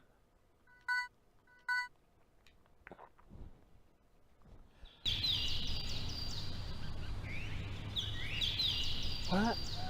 Where am I? It's the... See, what am I doing? Dr. Styles! Angie, what happened? After Mr. Kovac's surgery, you just collapsed. You've been asleep for 3 days. What? 3 days? What about my patients? I have operations scheduled. Already taken care of, Derek. I called in the doctor. But that's in the past. We need to discuss how you're going to proceed from here. Okay. Derek, I forbid you from using the healing touch like that. But why would you? That ability puts a tremendous amount of physical strain on your body. It's too risky. What if you collapse in the middle of a procedure? Without my healing touch, Mr. Kovac might have died. Exactly. This is why you mustn't abandon the healing touch. I advise you to use it only when absolutely necessary. After all, you shouldn't be relying solely on the healing touch anyway. Developing your natural skills as a surgeon is far more important. We can't assume the healing touch was the only reason Kovac survived. If you want to help people, then focus on strengthening your natural abilities. I understand. Take it slowly. I'm sure the power inside you will find its way out. Become the best surgeon you can. And one day, you'll inherit the full heritage of Asclepius. Yes, sir.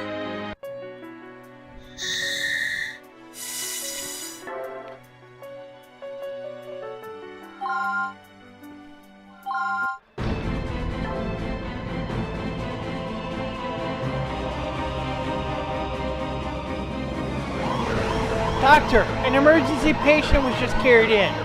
Vitals at 60. CS is 300. She's in shock and losing blood fast. Call the rest of the staff. We need to operate immediately. Angie, get the patient to the OR. Derek, you handle the surgery. I'm on it. Several bleeding lacerations found in the right lung. Patient's vitals are unstable, necessitating extreme caution. Linda Reed, 69.2 inches, 95.2 pounds. The patient's a 17-year-old female. Her case history is unknown. We found massive bleeding in her thoracic cavity. Derek, you need to perform a lobectomy immediately. This operation has one objective. Treat all injuries with the thoracic cavity. We'll proceed from there. Drain the blood first. If it's a large laceration, after that use this forceps to close the area, then suture it. Just be sure to drain any blood before moving on with the operation. Hurry, Derek. Let's get started. Let's begin the operation.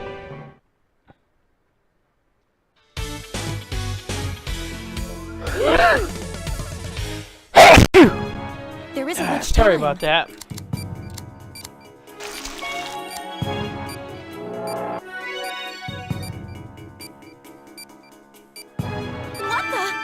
What happened? Could something like this... How could something like this could happen?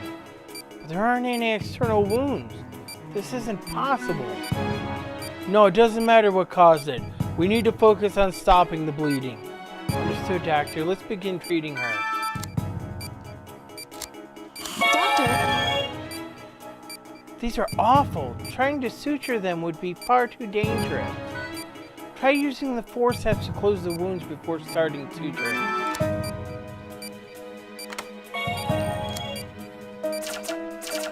Good work. Alright. Oh, the wrong one.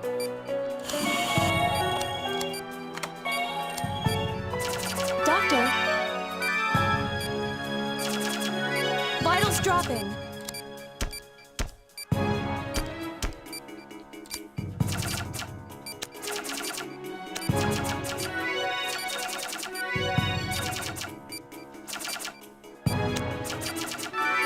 Everything's been sutured. She's going to make it. I hate to think what would have happened if she arrived later. Close up the patient, doctor.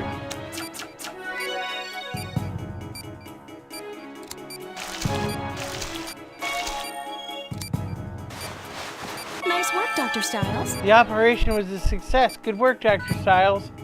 You did well, Derek.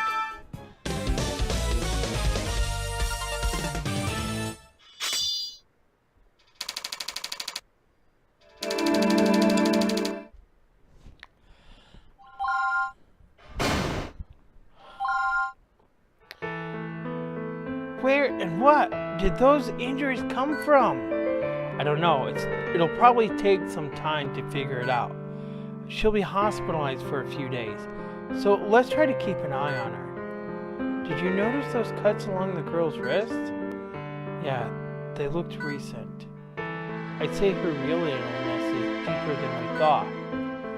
If that's the case, I don't think we're finished seeing complications.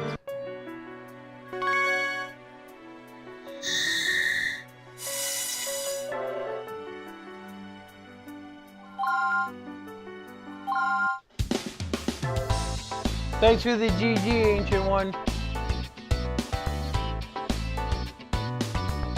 Hope Hospital Room 201. Get away. I never asked you to save me. Leave me alone. Please calm down, Miss Reed. It's alright. When I passed out, I could feel it. My chest was on fire. I was finally going to be free. Why did you bring me back? I didn't want to live. Why would you want to die? You're still young. You have your whole life ahead of me. Yeah, there's something to look forward to, huh? How come everyone says that? My life sucks. I'm tired of all this pain. I'm not pretty enough to date the popular guys. I'm too fat. My mom called me a failure yesterday because I might not even graduate. Is that a life you'd want? I'm never going to be happy. It all depends on my attitude. What a joke. Positive outlook won't just magically solve all my problems. Then maybe you should die. There are patients here who have to fight just to breathe properly. Every day someone dies after a long and painful struggle to hold on. I'm sorry we saved you. Go end your life. For all I care. Angie! I know you did your best, Doctor, but I'm afraid it was wasted effort. Stop talking like that, Angie. I have other things to attend to.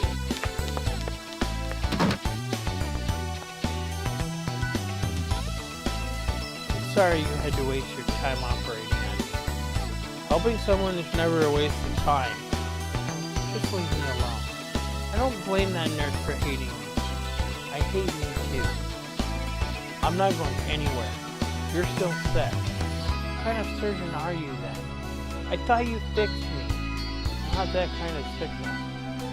Doctor's job is about more than just physical illness. Nurse Angie taught me that.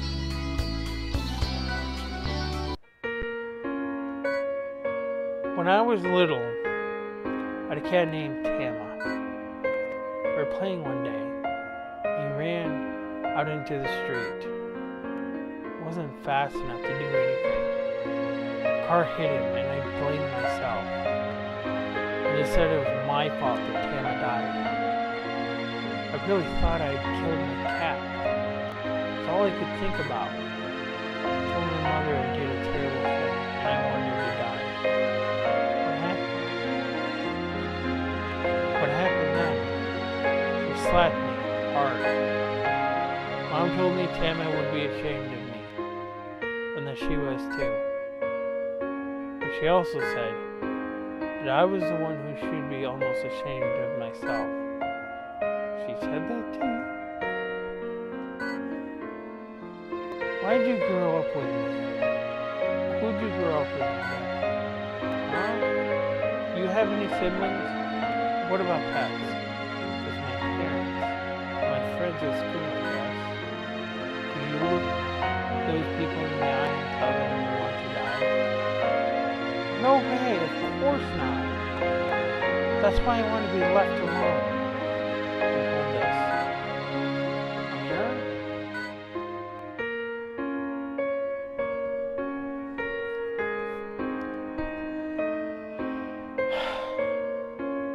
Look at that girl there and say, I want to die.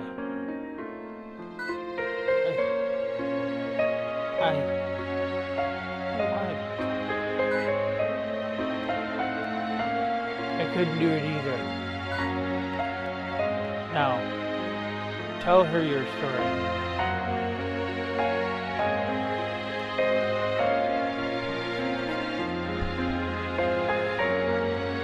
I think she deserves an apology.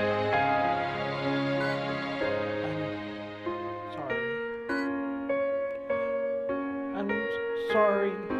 I'm so sorry.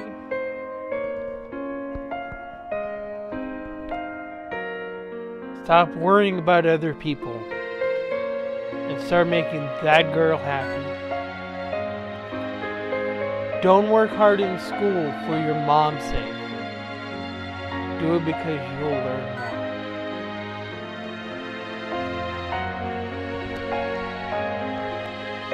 And become a better person. Don't let other people decide whether or not you're happy. Find things you enjoy and do them. It may not make you popular, but you'll like yourself a lot more. And you aren't too fat. I've seen your charts. Remember? Your mother sounds like a smart lady. Really? She could be pretty weird sometimes. But then she'd say, I'm gonna be weird. But think of all the stories you'll have to tell one day. That's interesting. I got a little carried away. Really though, she's great. I should let you rest now. I think I'm going to take a nap. It's a good idea. Sorry for talking so much. Next time, thank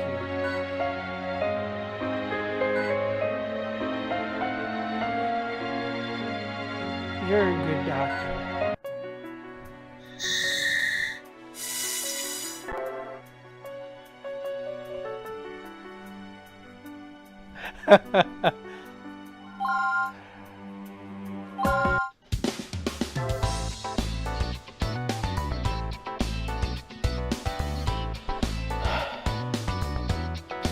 Phew. Time for a break. I'll get us some coffee. Thanks. That's a great idea. I passed by Linda Reed's room on the way here, but something wrong? Her parents were there. All three of them started crying and apologizing at what? Seems like a lot more was going on than you thought. School, father's job. Were you eavesdropping? Well, I was curious. I didn't hear anything worth dying over though. There were no worries about that stuff during high school, you know. I think we all handle our problems in different ways. But I'm glad her family came to visit her. I need a drink.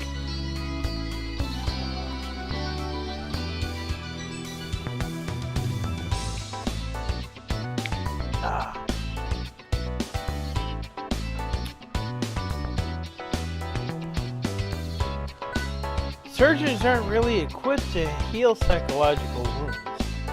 Don't sell yourself short. I can only try. Anyway, if her family knows about it, then they can help her. Yeah, I think she'll be fine. That girl's lucky she was brought to this hospital, though. Why? Well, it's only a rumor, but I hear there's a death doctor. A what doctor? Euthanasia. If that doctor had been treating her when she asked to die, death doctor, huh? I really can't understand why anyone would want to die.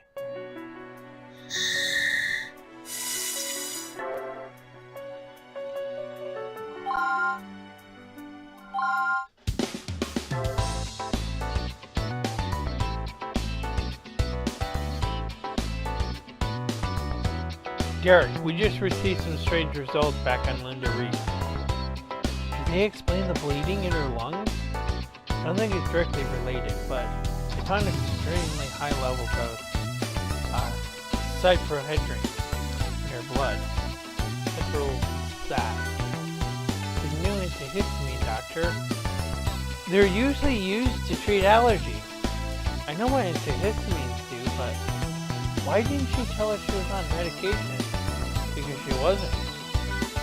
Drugs involving cyprohydrin are still in clinical trial.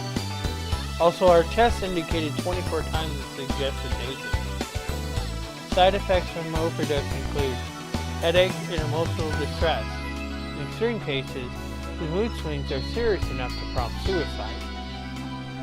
That explains her death wish. Did I just sound like I was advertising medication there?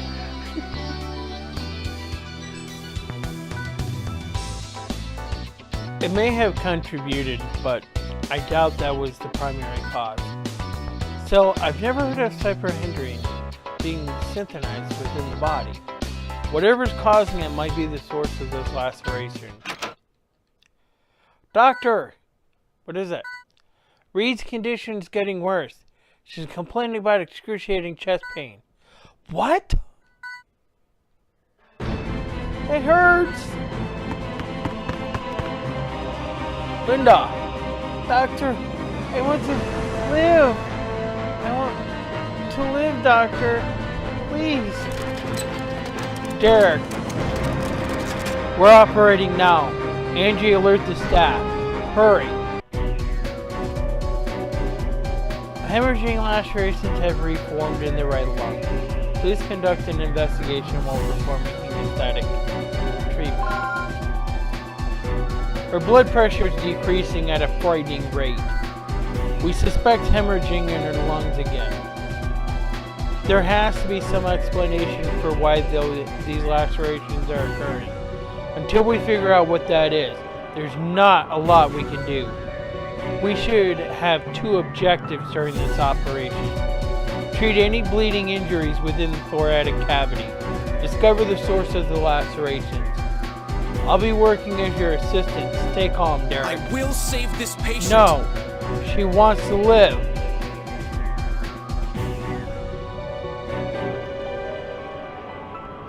I have to save her.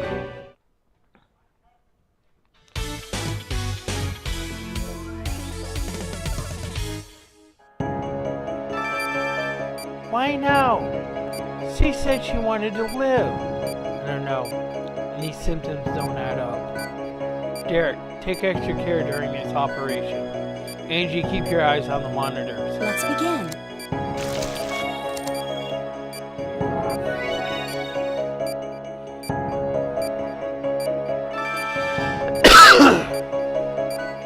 But how? We fixed these 3 days ago. Derek, Miss Reed is still weak from her first lobectomy. Alright, I will.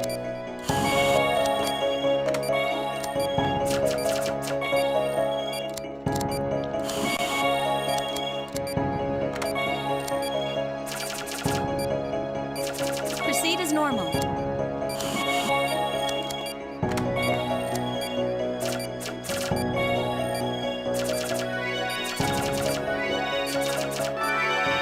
We treated the lacerations. What's our next step?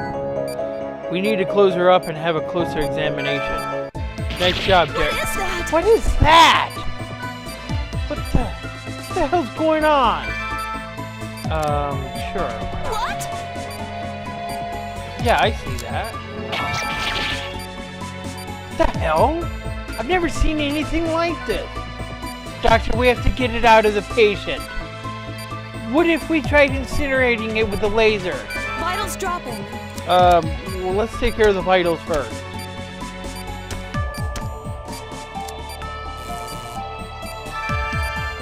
Come on. Angie, using the laser was the right decision. Good thinking.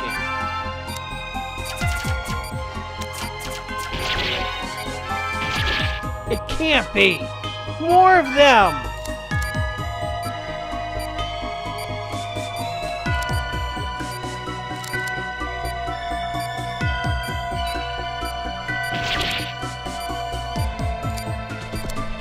Please be careful, Doctor.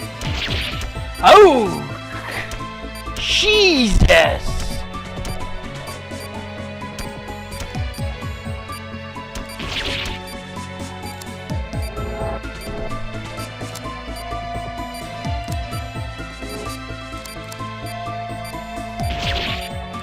Well,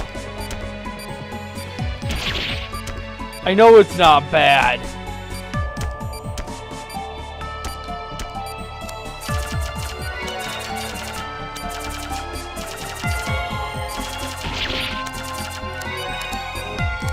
Jesus!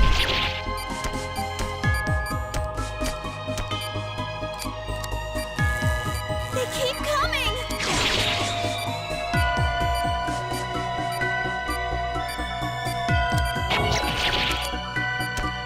Holy crap!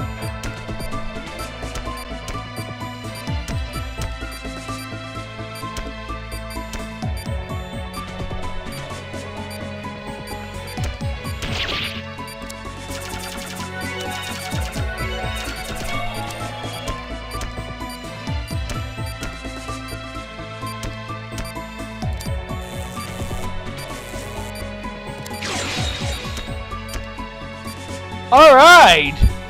That was exciting!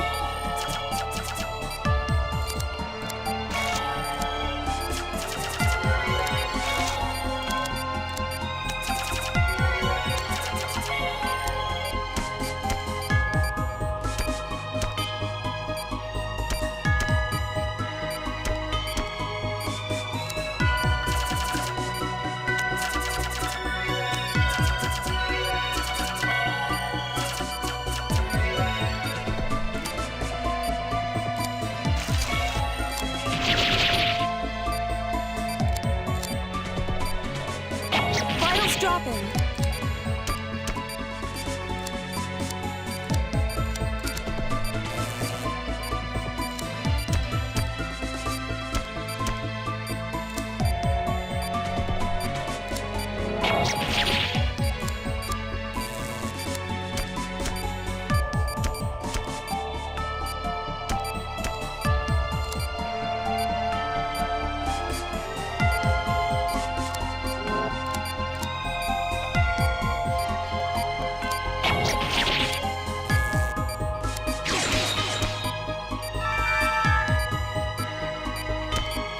Yeah, I want to do that.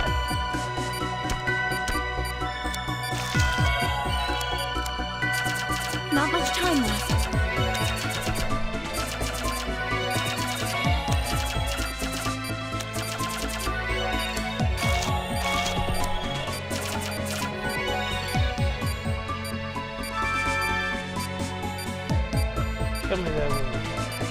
Tell me that weird parasite is the one. What's that?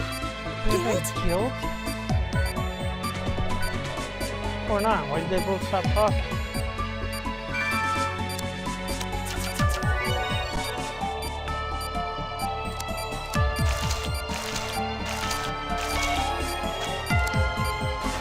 Nice work, Dr. Styles. Oh boy! Oh, everyone, I do have a new Twitter account.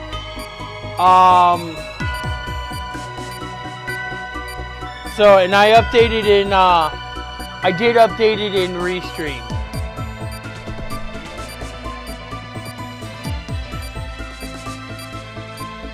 I don't have it in Nightbot. Oh, follow us on Twitter. No. If you just reverse, it's studios_Acme. It's studios with an S _Acme.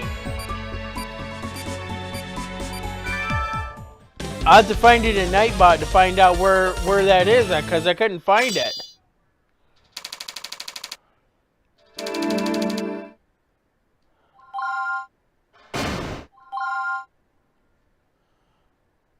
I'd like to remind everyone that the details of this operation should be considered strictly confidential. Bring Linda Reed's medical files to my office immediately. I will provide updates when appropriate. That's all for today.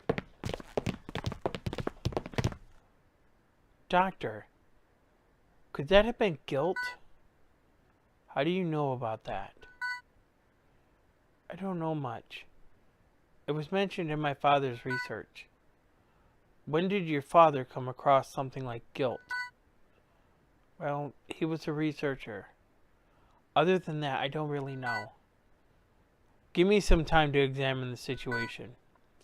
Until then, don't mention guilt to anyone, understand? Yes, sir. The hell is guilt?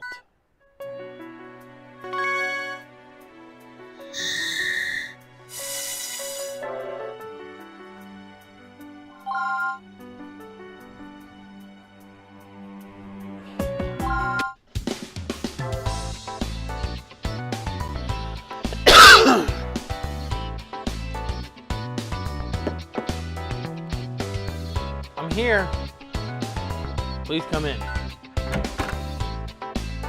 Pardon me, but why was I called to your office? Why don't you have a look at this examination report first? Who's this for? Linda Reed. What do these headings mean? I don't recognize them. Positive chiral reaction? Guilt positive? Spectral analysis GR1? Those tests are beyond our capabilities. So we enlisted help from an outside organization. In the last few years, a bizarre disease with varying symptoms has been reported, and several isolated cases. The two things they had in common: each victim's body turned against itself, and they all died. Because of that, we believe each subject was infected with guilt. Gangliated eutrophin immunolatency toxin. Then you think Reed's illness was? Exactly. Linda Reed is a guilt victim. I'm surprised you were able to treat her without the proper resources. It was a difficult operation, but I wanted to save her. Well, that decision may have changed your life. The organization we mentioned before was requested that you join us. But what? Why me?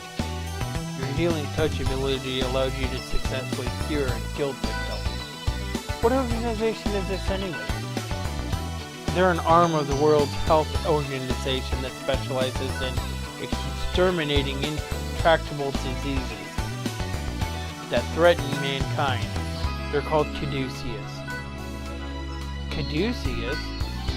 I remember seeing them listed in essays on cancer and AIDS treatment. Aren't they the ones who eradicated the TFTA influenza last year? Caduceus wants me? What are you going to do, Derek? You've been offered a chance to work at the forefront of modern medicine. Well, it's an honor, but it's also sudden. I'm not really sure what to do. I mean, it changed my whole life. You don't need to decide right away. Just remember that this is a choice not in order. The only reason I'm telling you this is because an old friend asked me to. To be honest, I'm against you joining Caduceus. What? Why? I don't think a research laboratory is the right environment for you. Didn't you say you wanted to help patients face to face?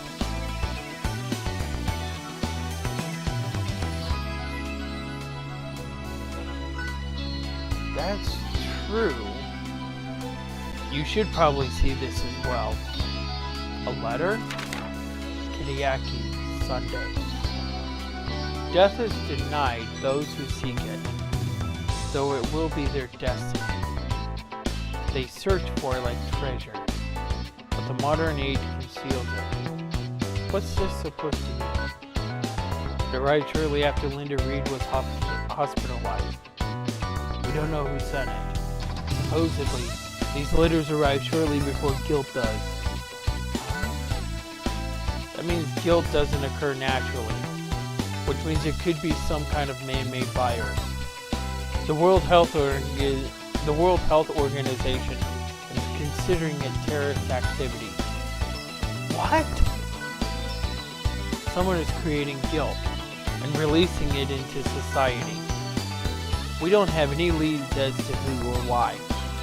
Almost as if it's meant to confuse us. The UN even created a new term to describe it: medical terrorism. Caduceus is anticipating a large-scale guilt outbreak, and they need skilled doctors to be ready for it.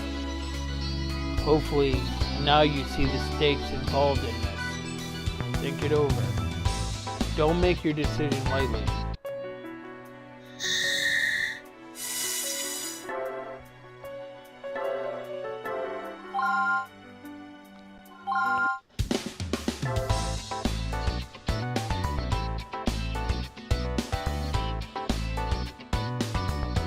Hope Hospital, room 207. Thank you so much, doctor.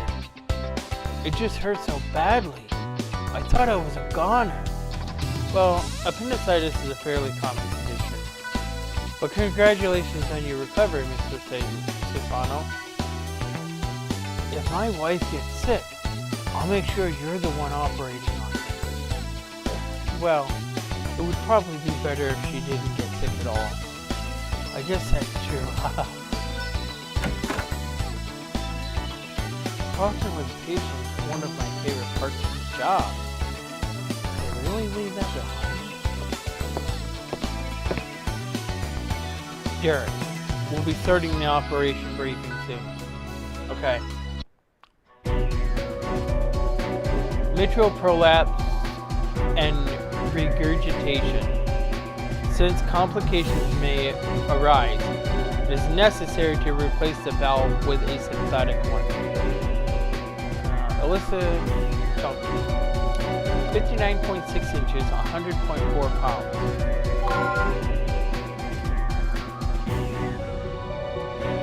Today you will be operating on Alyssa Chalky, who's been in our pediatric ward. She's a very young child with vascular heart disease. It was a tough decision, but her parents finally decided to go ahead with the procedure. There's only one main objective for this operation: replace the valve in her heart with a synthetic one. You'll use a triple incision to excise the valve. Cut 3 times. You'll need to be as cautious as possible, understand?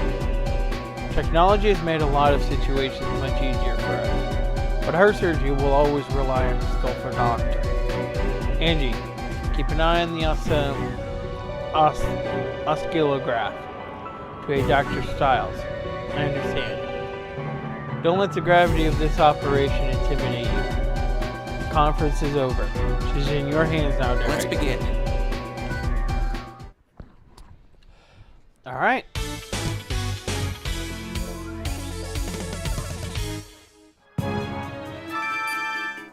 Her report details frequent occurrences of light arrhythmia. Be ready for the unexpected just in case. Let's begin.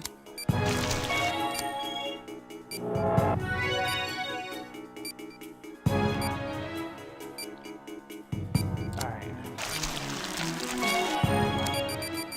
What? The electrocardiogram is showing an abnormality.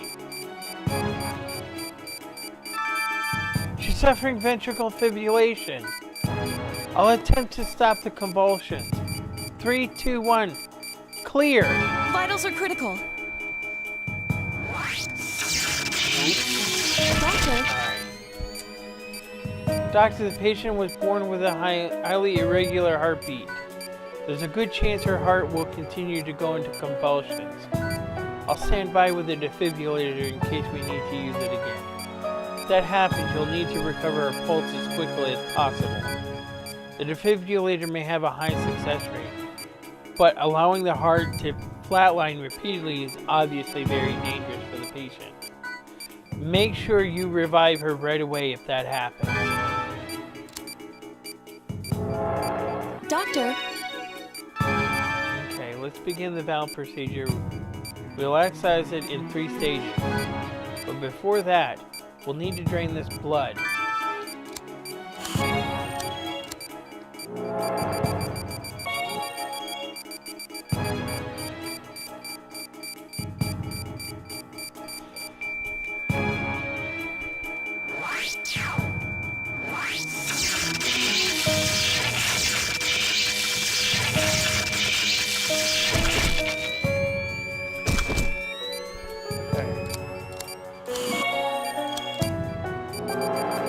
Proceed as normal.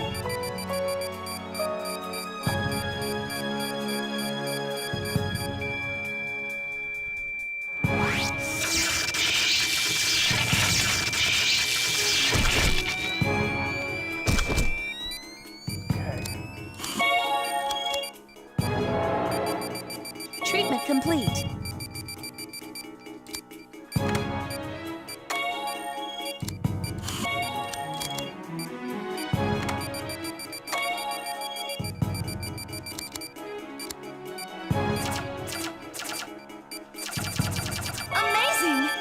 Good work, you're getting better at suturing. The valve transplant is complete. Let's finish up here. Okay.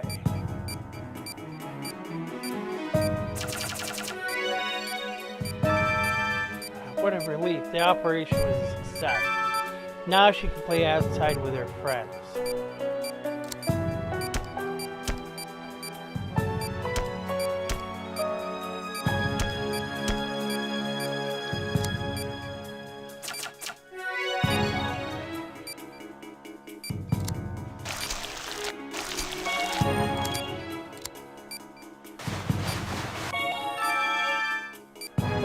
She's too young to go through something like this. Having someone cut open your chest is so unnatural. But something in that little heart refused to give up. Maybe it sounds silly, but I keep thinking about Nice work, Dr. it. Stiles. The human body is truly amazing.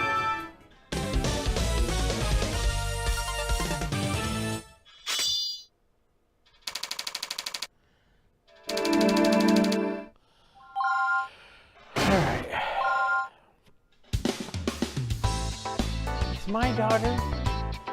Will Alyssa be alright? The operation was a success. She'll need about 2 months to fully recover before she can go back to school. But after that, she'll be as good as new.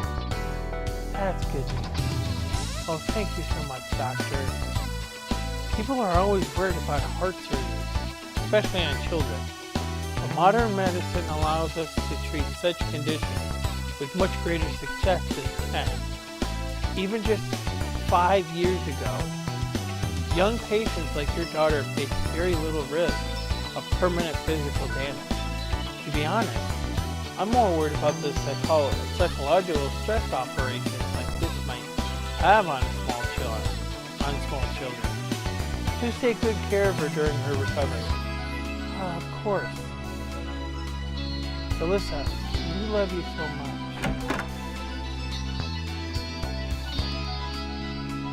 Modern medicine.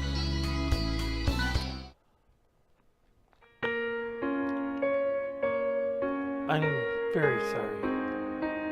Modern medicine just hasn't advanced enough to treat a disease like this. You have my condolences. Mom, why are you crying? Dad's okay, right? He's gonna get better, right? Why isn't Dad getting better? You can fix him. You just gotta. He's my dad. I'm sorry, son. No doctor in the world could save your father from this.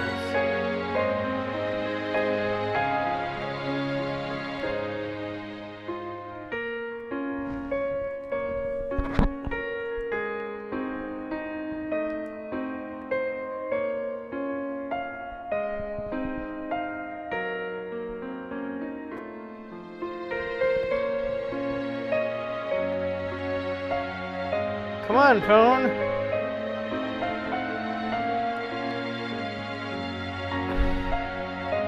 What are you doing to me?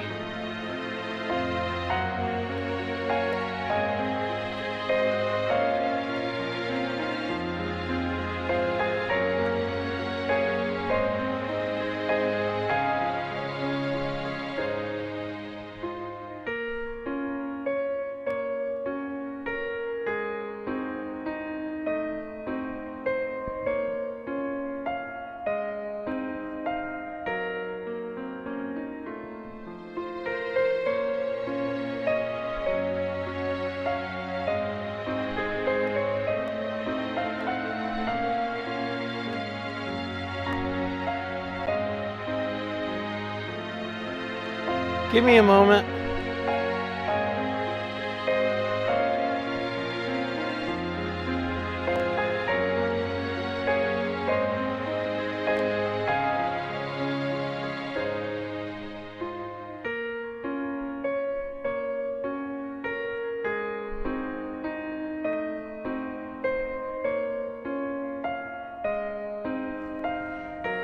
All right, it's better now.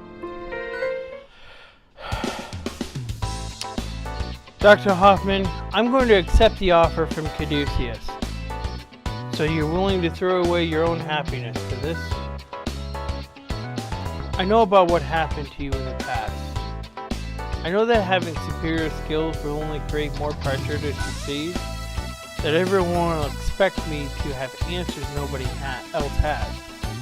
I'm sure those are valid concerns, and the path I've chosen will probably cause me a lot of pain. But I became a doctor so that nobody would have to die from an incurable disease. Not ever again. Diseases are painful, and losing someone to a disease is even more painful. It's hard for doctors to tell people their loved ones can't be cured. I'm going to make sure they won't have to. Caduceus has already found ways to save thousands of people. If I can somehow help them find cures for incurable diseases, then I'll accept that responsibility. I'm joining Caduceus.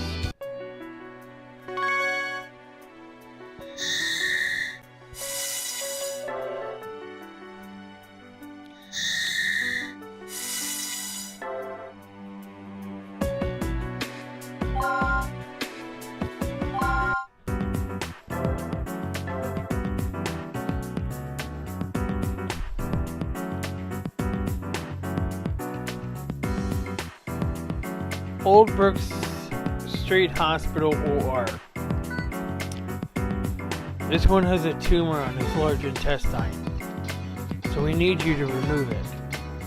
I should warn you that this particular tumor is very delicate. Be careful when you take it out.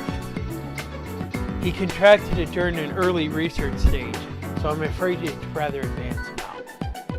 They don't think he has much chance of survival. Of course, it would be better not to lose him. This is why they wanted you to try. I'd ask what all this research was for, but I know I wouldn't get a real answer. 4 cases in the past month. Is it just me, or are you guys having some trouble with me? These people aren't afraid to die. There's no need to waste your sympathy on the choices they make. Don't worry about me. Sympathy isn't an emotion I feel much anymore. Patience exists so that I can save them. It's as simple as that. Think you'll need to use the healing touch on this case? Would you have even called me if I wasn't that serious? Without patience like this, I'd never be able to practice my true medical talents.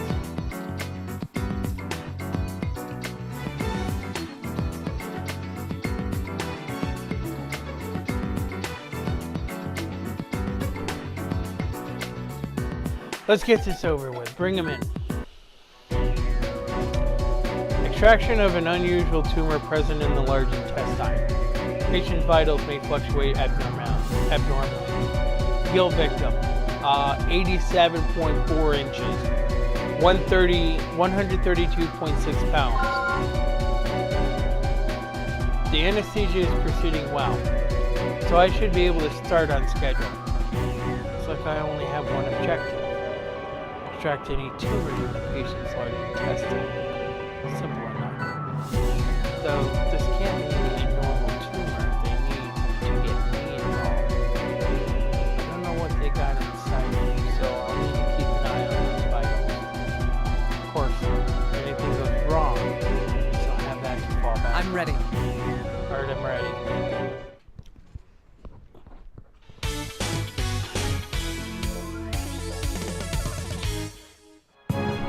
I'm ready.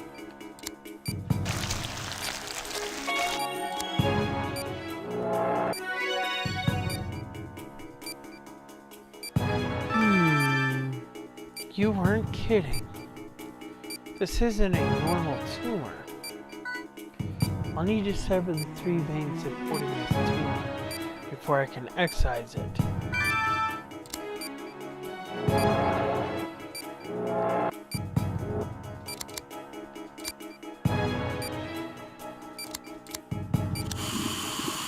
Next. Good.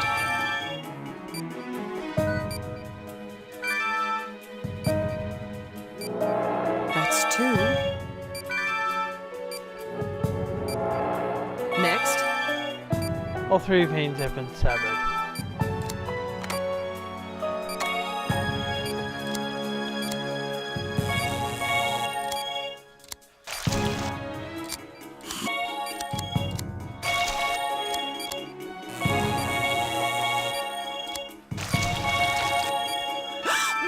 What the hell? This doesn't make sense. Trusted an outside diagnosis and now I'm paying the price.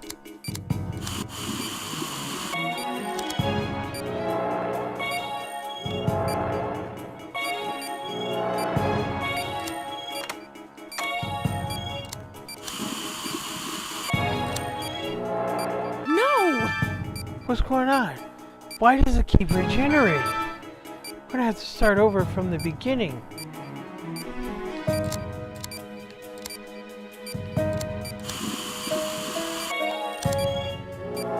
Get those vitals up.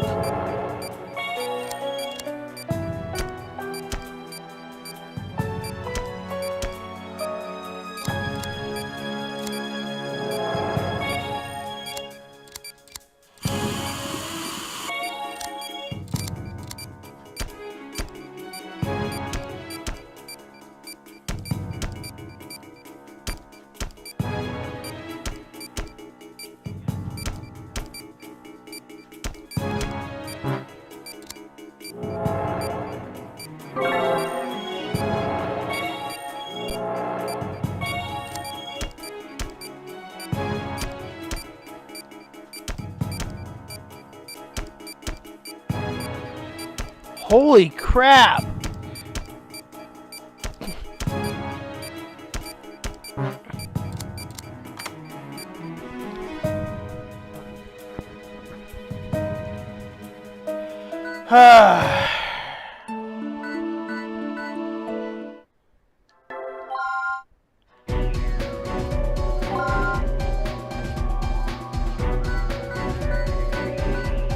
I'm ready.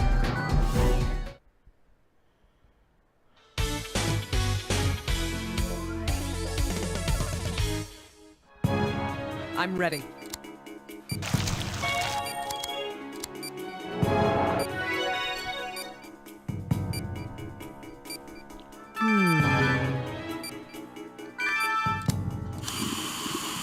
Next. Good. That's 2. Next.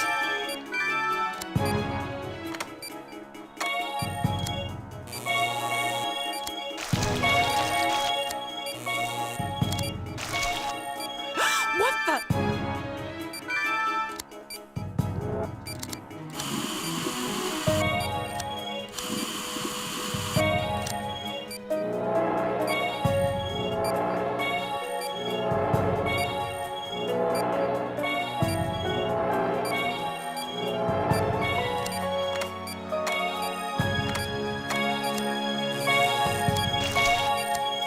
those vitals up.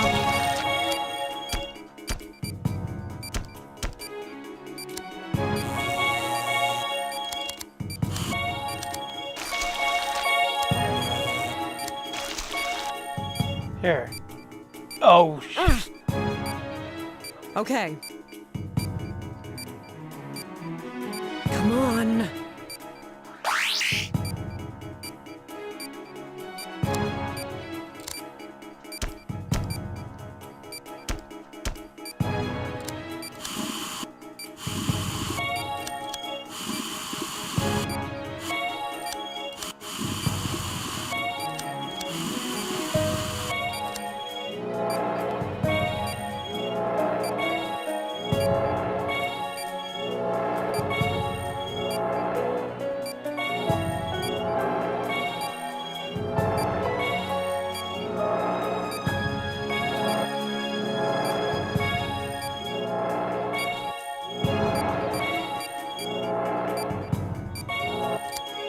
Get those vitals up.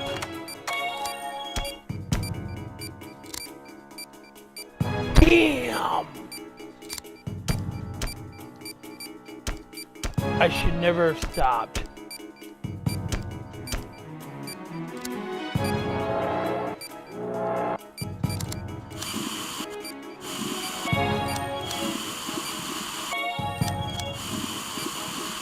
Her healing touch brings up the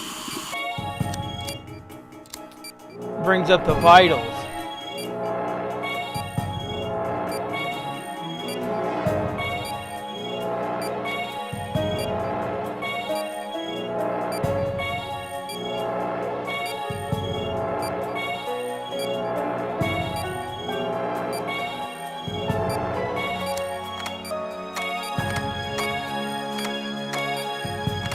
Done. I finished removing the tumor. Patch it.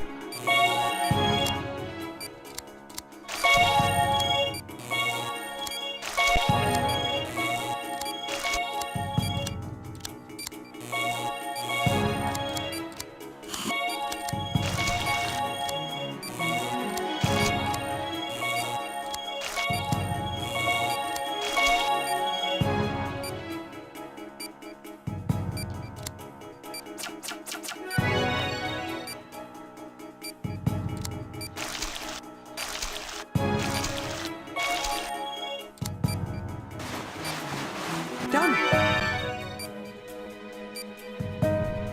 I'm glad that's over. Phoenix! If you're going to be joining the stream, you need to go to Twitch.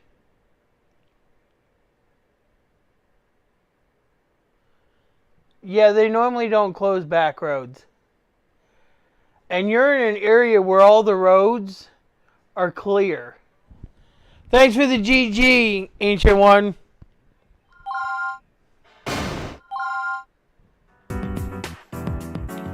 Amazing as always. You can expect another glowing report. It's a shame someone with your skills can't practice them out in the open. Medical society just isn't ready for someone who can manipulate energy the way you do.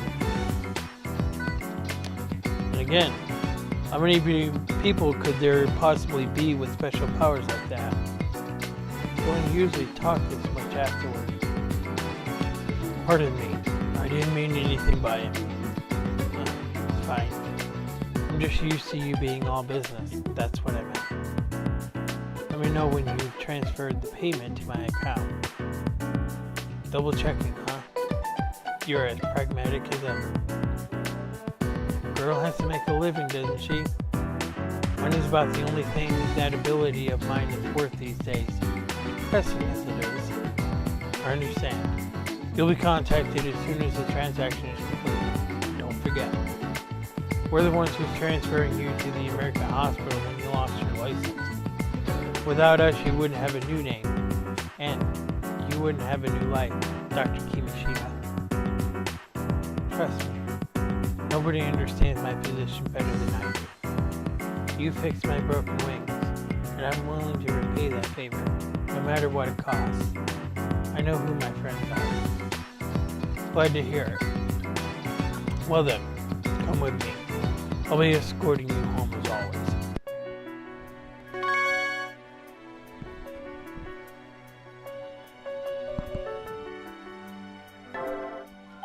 New beginnings.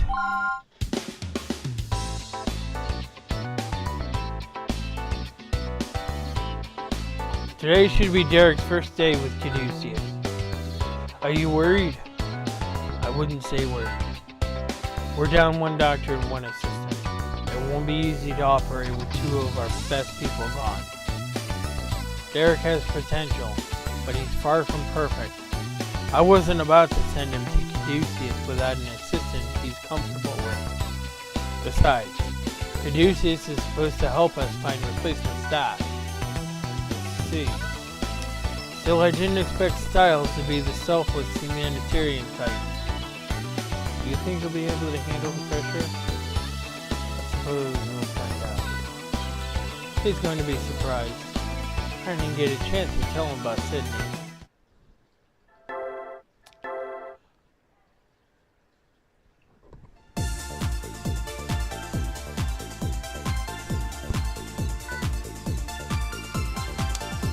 An international organization seeking to eradicate disease, that is Caduceus. Caduceus USA is the American branch. There are additional branches in Europe and Japan. The US branch specializes in researching anti-infection measures. It was originally established in 1980 as a top-secret offshoot of HHS, the Department of Health and Human Services. Once the organization went international, the central agency was named Caduceus USA. They are authorized to act on their own outside of government protocols. Derek Styles, you may come in now. Hello? Huh? Welcome to Caduceus USA, Derek. It's nice to meet you. I'm Sidney Kessel, the Director of U.S. Operations. My brothers told me a lot about you. I'm glad you decided to accept our offer. Sidney Kessel, age 35, Chief Director of Caduceus. He dedicated his life to the study of clinical medicine after his wife died of a tragic illness. Yeah, I think Dr. Kessel mentioned having a brother. Did he? I mean, it was an honor to even be considered for this position. Angie Thompson, would you come in as well? Yes, sir. Well, it's a pleasure to meet you two. You're young, but I hear you're hardworking and sharp as a tack. I look forward to seeing what both of you can do here at Caduceus. Thank you, sir. I'll do my best. The Secretary of Health and Human Services should be here shortly. When I told him you were both coming today, he insisted on stopping by. He's in charge around here, so I'm sure you'll be seeing a lot of him. Right this way, Mr. Secretary. Congratulations, Derek, Angie. I'm Richard Anderson. Well, perhaps it would be more appropriate to thank the both of you. Richard Anderson, current Secretary of Health and Human Services. After a long career in politics, he became the Executive Director of Caduceus. Thank you for accepting such a dangerous job. I'm told that operating on guilt puts the surgeon at risk too. And we still have no idea who is responsible for spreading it. But from what I hear about you two, you're up to the task. Scientific advances, DNA treatments, changing social environments, we live in challenging times, and it's our responsibility to research and develop treatments that ensure the stability of world health. What all this means is, I'm pleased to have you both on board. I hope you'll do your best and take your work seriously. Yes, sir. Caduceus USA Conference Room.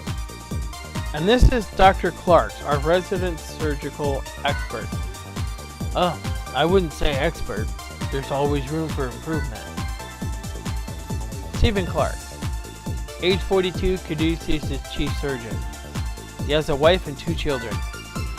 His kind demeanor has been a blessing and comfort to many patients. Nice to meet you. I'm Stephen Clark. Nice to meet you, Dr. Clark. This is our anesthesiologist, Dr. Myers. Name's Sybil. Nice to meet you. Sybil Myers, a well-respected anesthesiology specialist. She used to be a police officer but left the force to practice medicine. She's intelligent, very spirited. She's kept her old nickname from the Force Iron Vixen. You're from Hope Hospital, right? Isn't that Greg Kessel's office? You know him? We went to med school together. He's helped me in a lot of ways. I'm actually the only person here who knew Sydney was his younger brother. Anyway, if you have any questions, don't be afraid to ask. Of course, it's nice to meet you. Some of our staff aren't here today, so you'll have to meet them later. Think this will lighten our workload? Doubt it. Have you taken a look at the list of incoming patients? Oh well. Have you guys been working with a lot of patients here? The public isn't aware of this yet, but we're on the verge of an outbreak.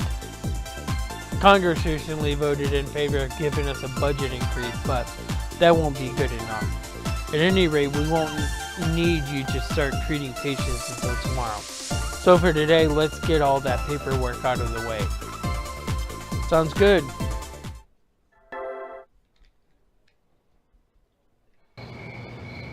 Jeez, who knew filling out employment forms could be so tiring? It's pretty late.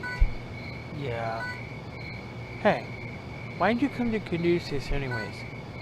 Does it matter? Oh, well, I was just curious why you decided to join too. Dr. Kessel recommended me. That's not what I meant. Before it seemed like you knew something about guilt, so does it have anything to do with your father's disappearance? Not really. Caduceus has the newest technology and research material.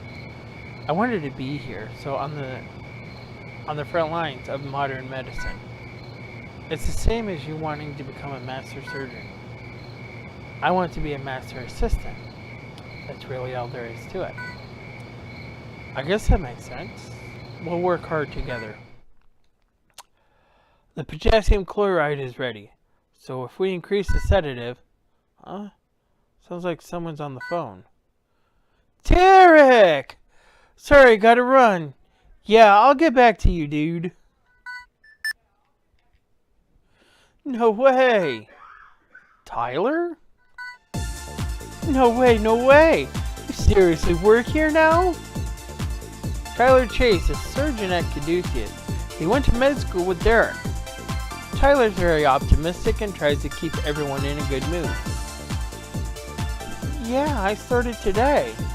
I must say, it's very much a pleasure to meet your gorgeous assistant. My name is Angie Thompson. Nice to meet you. Man, I heard him say the new guy's name was Style, but this rocks! I didn't think you were adventurous enough to join Caduceus. And, I mean, you weren't exactly an A student, man. But everyone's here been hyping you as a highly skilled surgeon. What? Nobody told me anything about that. I don't want people expecting too much from me right away. Well, you have a pretty good track record so far, Dr. Styles. People can change a lot in 3 years, you know? What about you? You were probably one of the top 5 in our class. Guess you can see for yourself, hmm? Good luck, man. We ought to throw you a party or something. See ya! I can't believe Tyler works here. Why is there an exit sign on the floor as well? No, sorry. Tyler's a friend of mine from med school. Yeah, I think I figured that out. He was a professor's favorite. I guess I assumed he'd still be taking classes. Potassium chloride, huh? I wonder if he's doing animal testing. I wouldn't doubt it.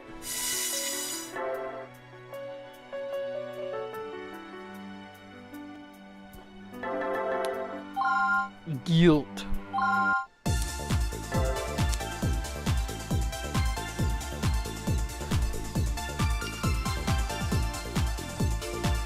Several guild victims are currently hospitalized here at Caduceus. We obviously need to treat them ASAP, but we don't know how. So at the moment, we're trying to slow the disease's progression. I had a lot of trouble operating on guild as well. Today's patient is similar to your previous experience with guild. I watched the video footage of your surgery at Hope, but you moved so quickly I couldn't tell what was going on. I'm looking forward to seeing you in action today. See what you got, buddy! I don't need any more pressure, thanks. Dr. Myers will handle the anesthesia. No problem. Myers is a tough chick, Derek. If you screw this up, don't expect her to ever work with you again. Stop trying to scare the newbie, Chase. This is a difficult operation, and we don't have room for any mistakes. Just do your best, kid. You got it. Positive Kyo reaction Kiriaki bodies detected. Immediate removal is required to prevent further complications. Jack rays. I'll be briefing you on the procedures for this operation. Today's patient is a guild victim who was brought here 3 days ago. Derek, you've actually operated on this exact strain already. It was called Kiriaki, wasn't it? Correct. This guild hides inside organs while attacking their tissues. Removing it, however, should be just like removing any parasite. We wanted a simple case to evaluate your abilities. There's only one objective in this procedure. Remove the Kiriaki. I'll leave the exact details of the operation to your discretion. Show us your talent, Dr. Stiles. Yes, sir. Let's begin the operation.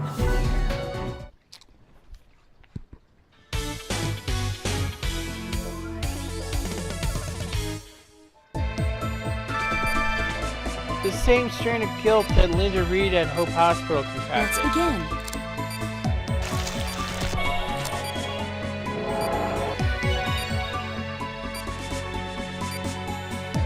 Doctor.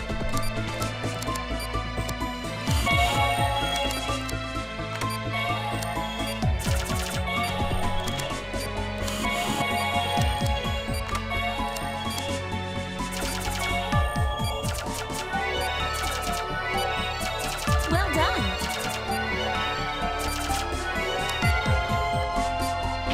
We've located the guild.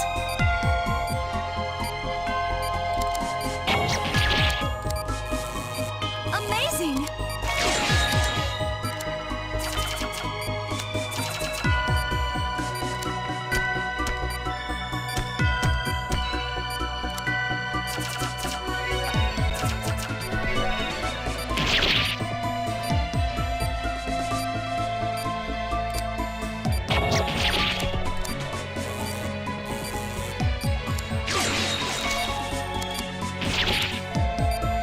Vitals dropping.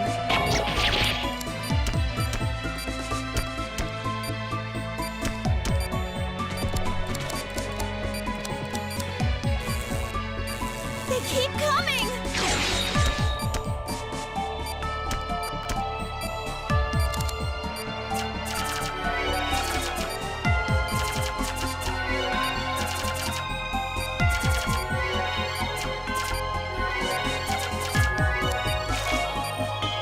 Doctor! Wow. I let that one slip.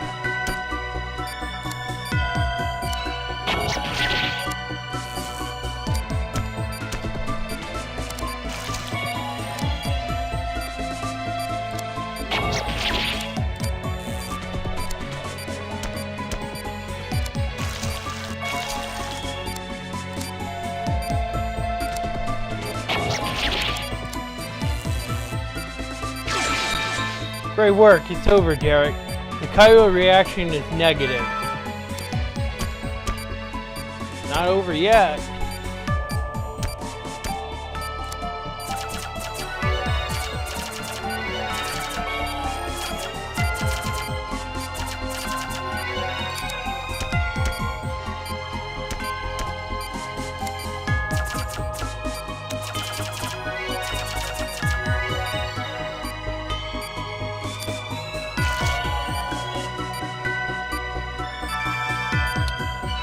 You were testing for chirality? We were, Angie. That's very observant of you. Guild creates cells with an unnatural chirality. Using the chiron test, we can detect the specific wavelength they emit. So far, that's the only way to reliably distinguish guilds. Remind me to give you the chiron test equipment later.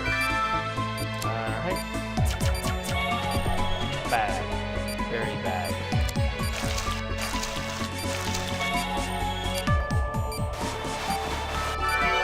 Excellent work. See why my brother recommended you.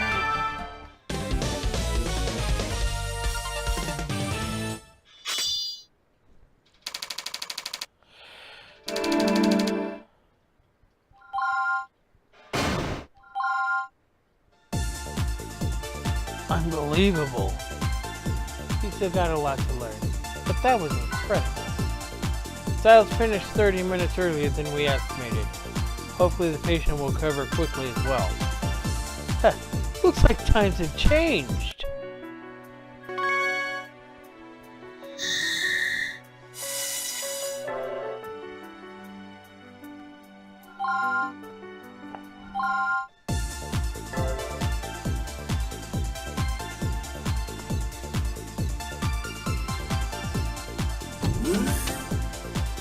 Hey Tyler, you around? Where could he be? I didn't think he had any patients today. Huh? This is a new thesis? I guess he still finds time for academics after all. Netherlands. A trek. Euthanasia? Why would he keep a euthanasia thesis in his file? Oh, there's a letter. Thank you, Doctor.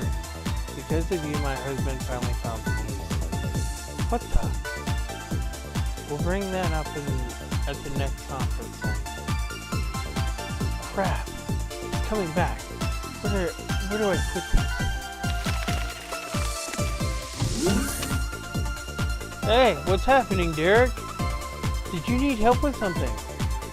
I was just coming in to ask you about something. I was, oh right, medication for the guild patient. Post-op medication? As far as I know, there hasn't been any. Oh, well, okay, if you don't know, then I'll just... Sorry to bother you, see you later, okay? Wait, Derek. I've been meaning to show you something. You would have found out about it sooner or later anyway. What? I swear it didn't. Follow me. Recovery Ward, room 305. Hey, Tyler! How are you doing, Amy? Not so good. Oh, this sucks. Sorry, I made you get up. Derek, this is my sister, Amy. She's been hospitalized here for 2 years. You mean she's infected with guilt? Yeah. Amy's condition is the reason I came here in the first place. Amy, this is Derek Styles.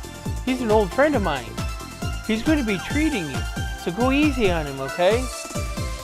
Okay. Did you come to examine her again, Dr. Chase? Leslie Sears, age 26.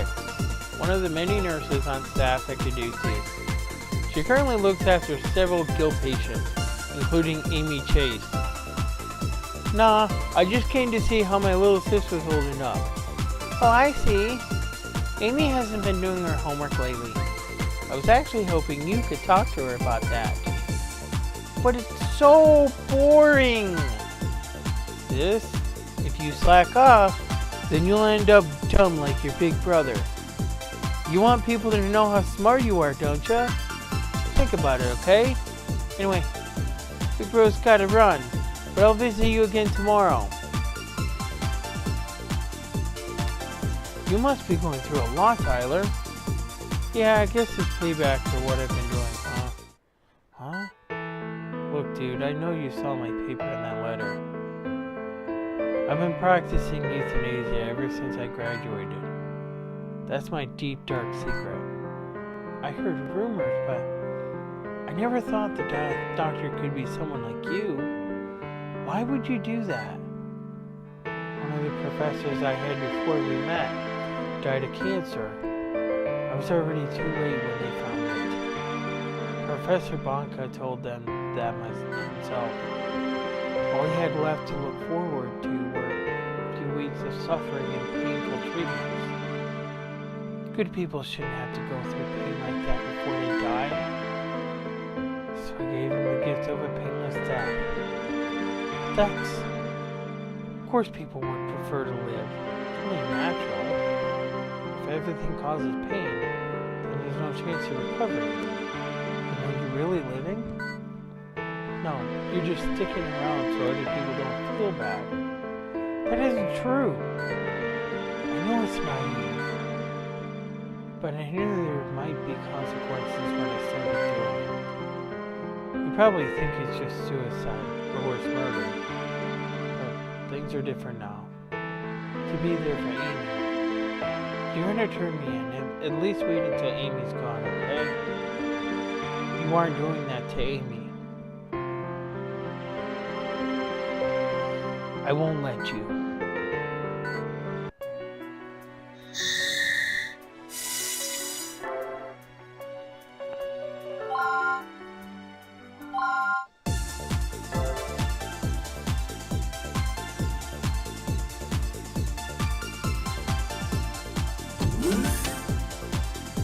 Doctor, quickly! Amy's condition's getting worse. Her vitals are dropping and she's losing consciousness. What? Everyone, prepare for surgery. Angie, bring in the patient. I'll meet you in the OR. Hurry! Yes, sir. Tyler, this is an emergency. Come on, hurry. What are you doing? Let's go. You can't operate on her. But I have to. Haven't you seen the PET results? The guilt's already migrating. Her respiratory system's in trouble, and her digestive tract is next. What are we supposed to do? You aren't just going to watch her die? Do you have any idea how many things we've tried? Dr. Clark couldn't help, and he's the best there is. All he could do is thin out some of the tumor.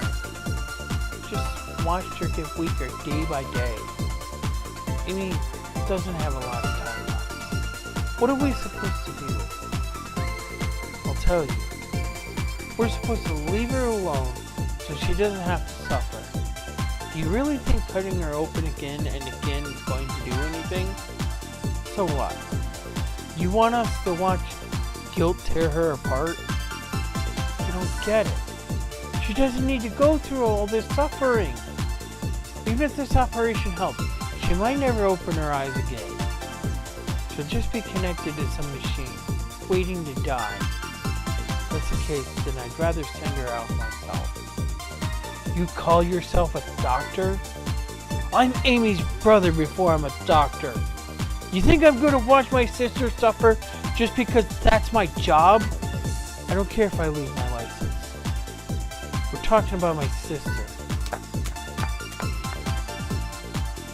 What are you still doing here? Hurry up! Dr. Clark, we may not be able to operate. What? The guilt's in her lungs.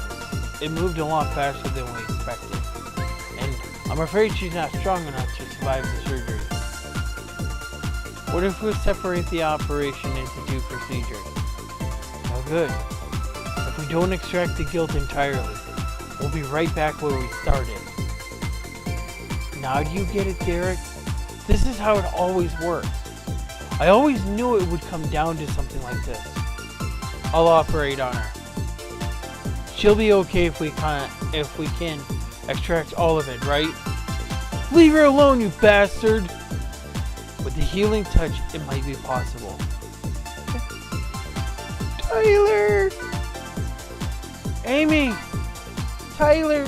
Please do the operation. I know you can hear us. Aren't you scared? No, I'll be fine.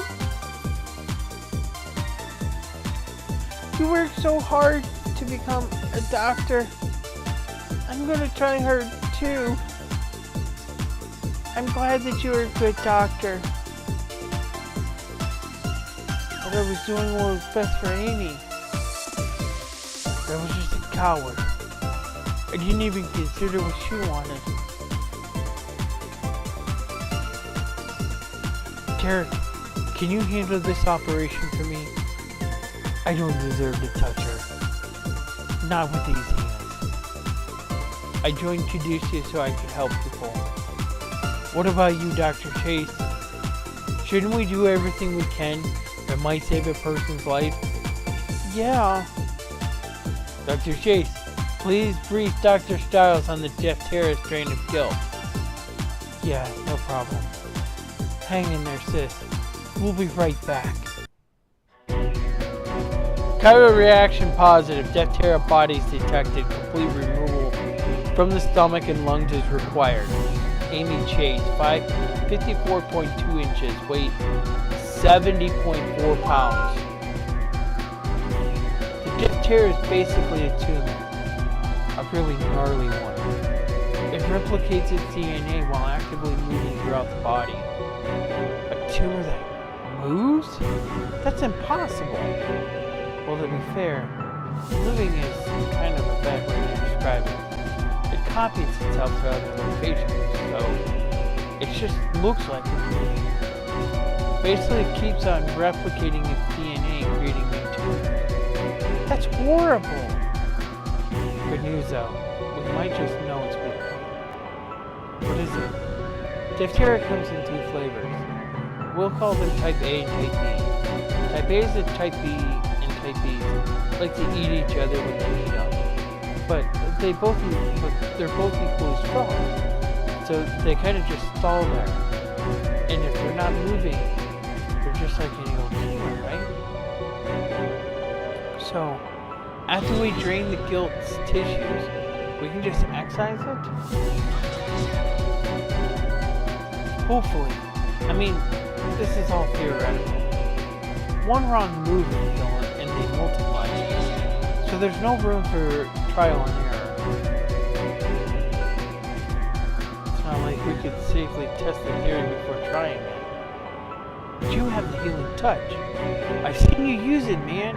It's amazing. If anyone can save Amy now, I know it's you. I don't need to tell you the objective of this operation, do I? Remove the guilt from the patient's stomach and lungs. That's all. Just save her, man. All that stuff I said before, just forget it. Please, Derek. I won't give up. I understand, Tyler.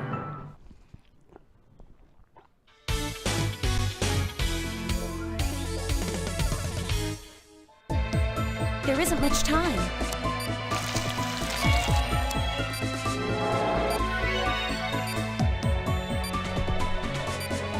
Doctor, proceed as normal.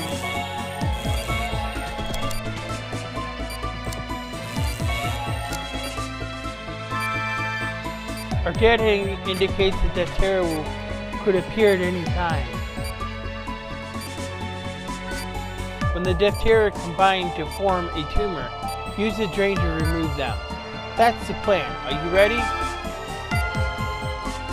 We've located the guilt. Doctor! Chiral reaction decreasing.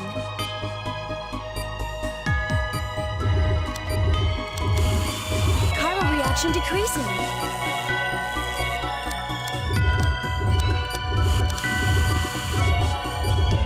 Hurry! Doctor! Vitals dropping. Amazing!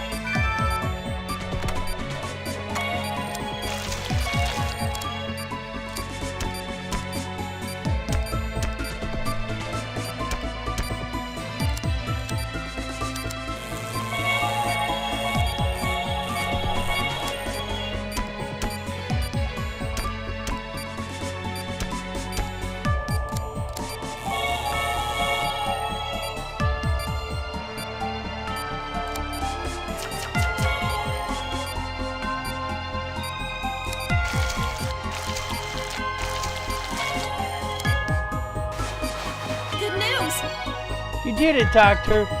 Amy's going to be okay. It's a miracle. We'll move to the lungs next. We're counting on you, Dr. Styles. Come on, Derek. Save my little sister. We can do this.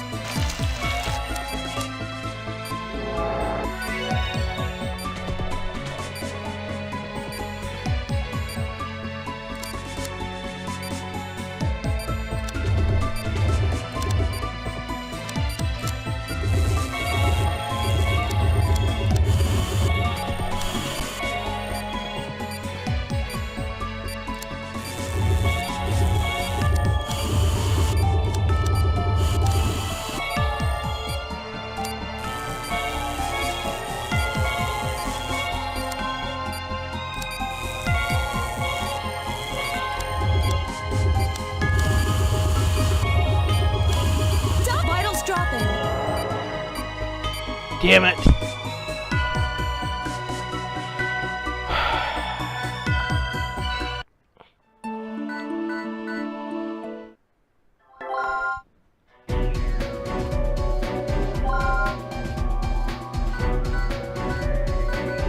Oh, good night, Eric. I didn't realize he said it, but I got 4 viewers right now, so Eric's good.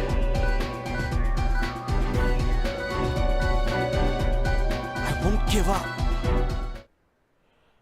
I probably should have raised the vitals back up to 99 before I opened her up, because in the DS port, they do. They go back to 99.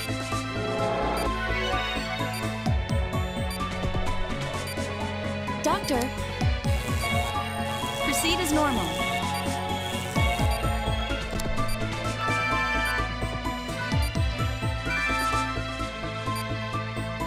We've located the guilt. Doctor! Chiral reaction decreasing.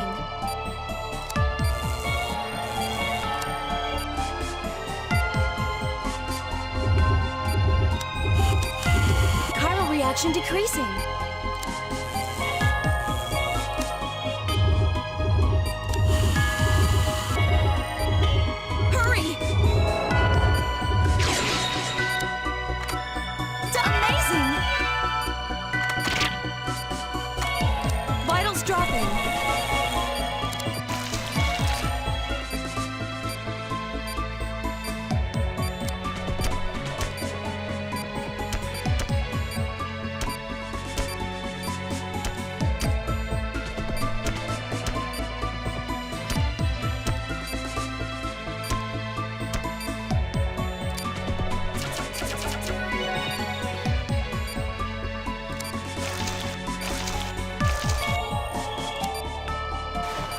Good news! We can do this.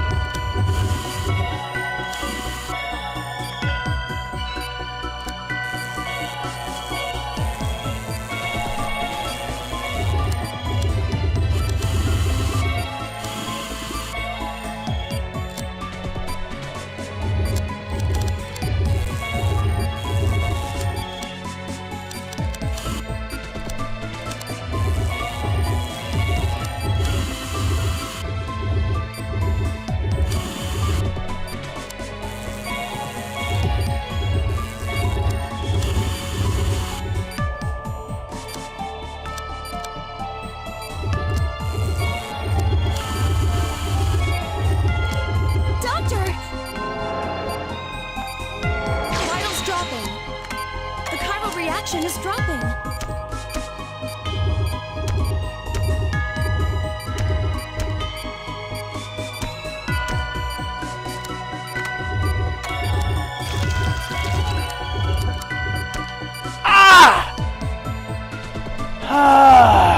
Jesus.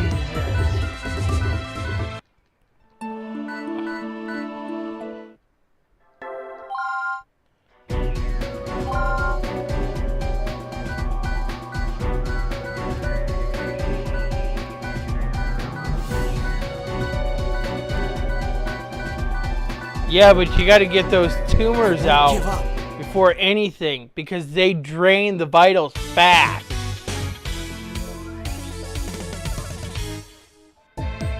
There isn't much time.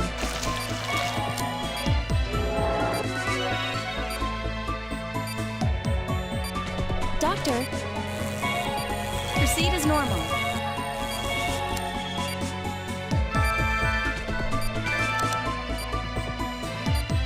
We've located the guilt. Doctor! Chiral reaction decreasing.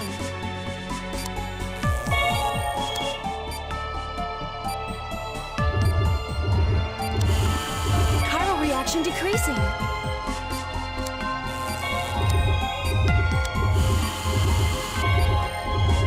Hurry! Amazing! Doctor! Just shut up and I won't make a mistake, jeez.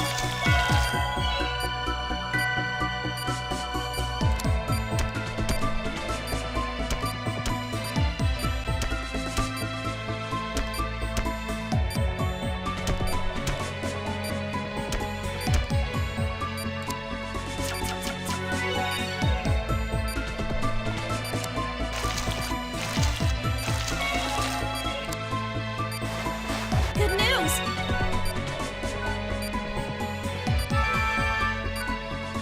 We can do this.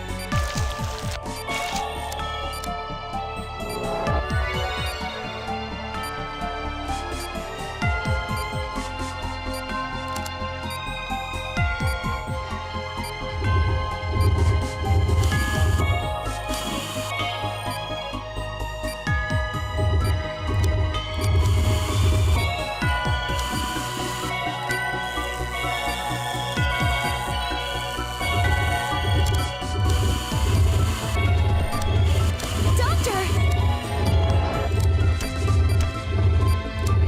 Vitals dropping. I should not have touched the other one. Because when they start doing that...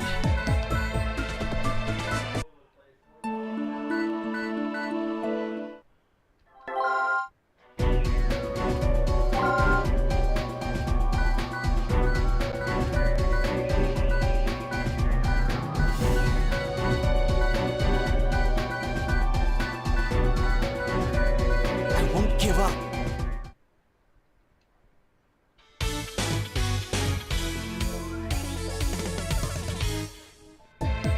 There isn't much time.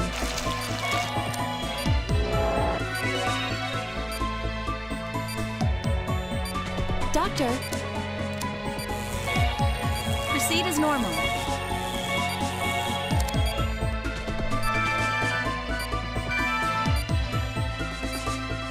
We've located the guilt. Doctor! Chiral reaction decreasing.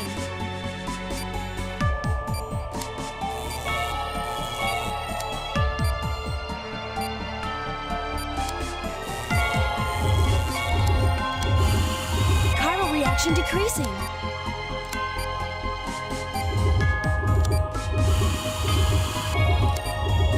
Hurry! Doctor, amazing!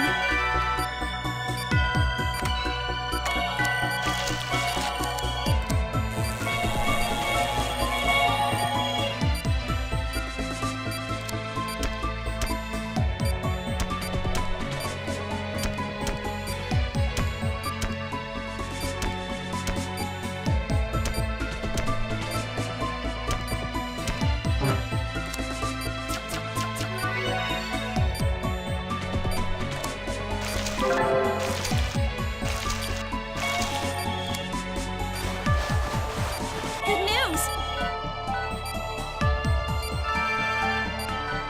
We can do this.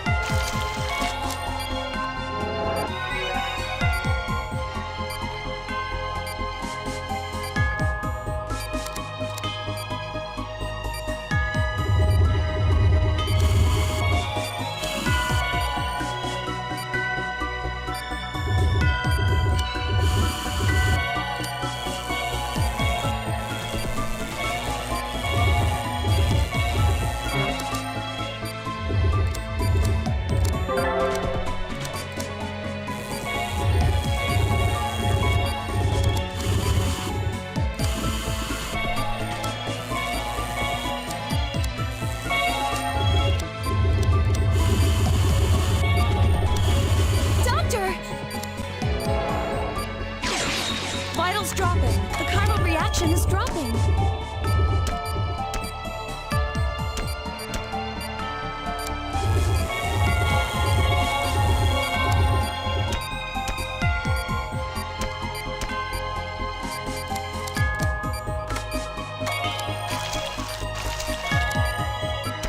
Ah, no! Ah, man.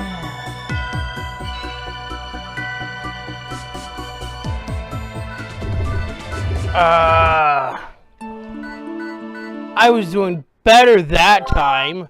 I just couldn't keep the vitals up.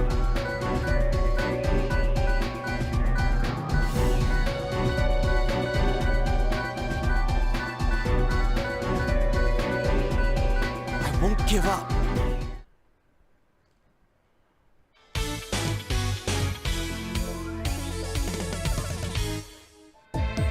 There isn't much time. Are you serious? Are you serious? Are you serious? Doctor, proceed as normal.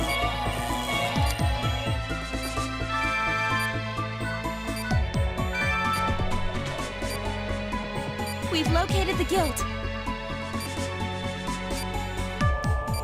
Doctor! Chiral reaction decreasing.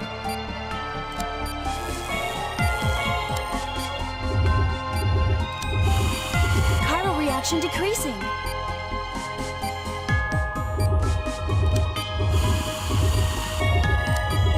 Hurry! Vitals dropping. Amazing!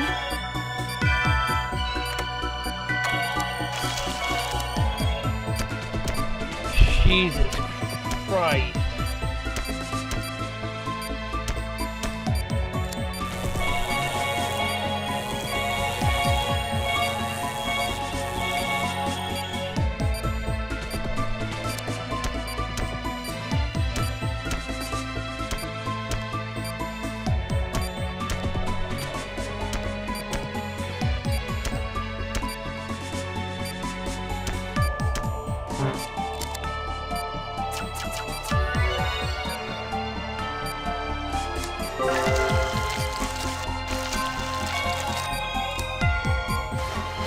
Good news!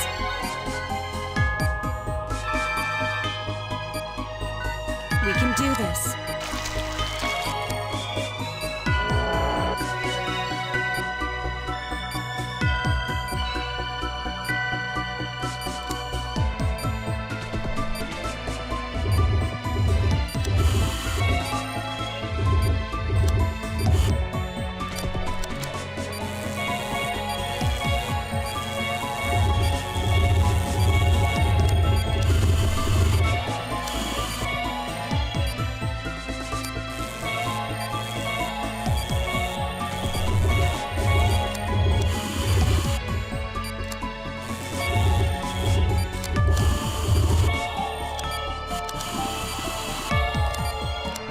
Doctor! Right. Vitals dropping. Damn it.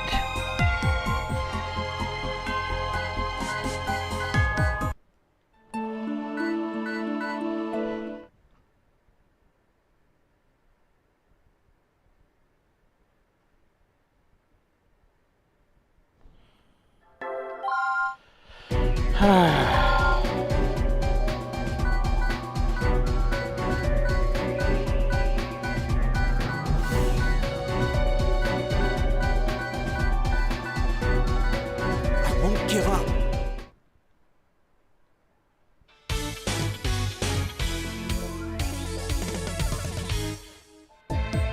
There isn't much time.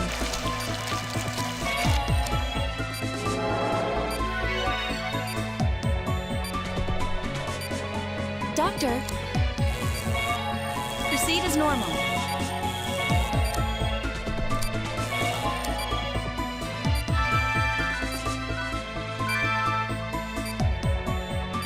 We've located the guilt. Doctor! Chiral reaction decreasing.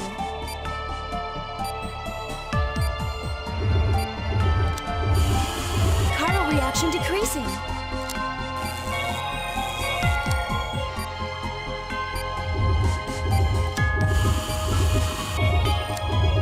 Hurry!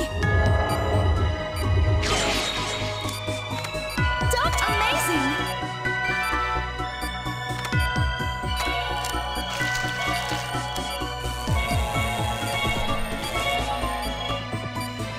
This was a far better first part than anything. I had to be vigilant about the second part.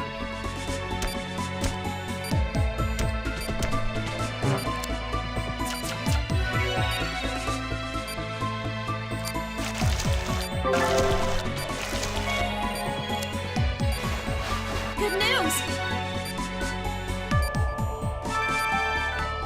We can do this.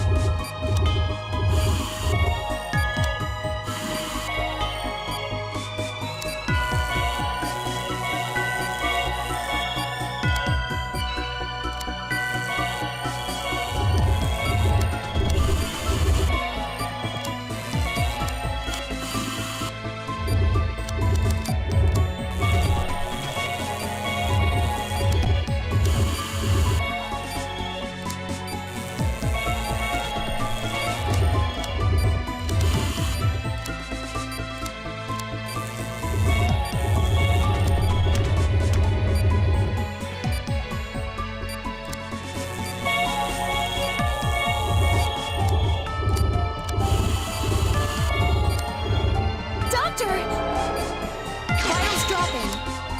The chiral reaction is dropping.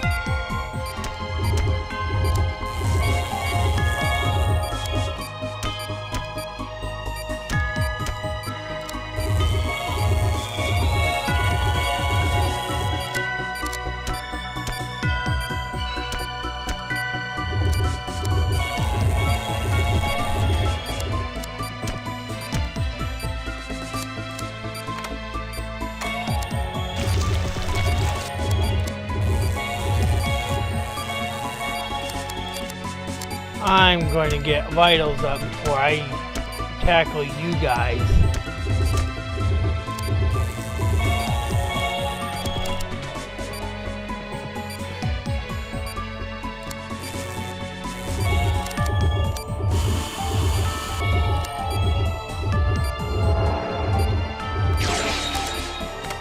The chiral reaction is negative. Vitals dropping.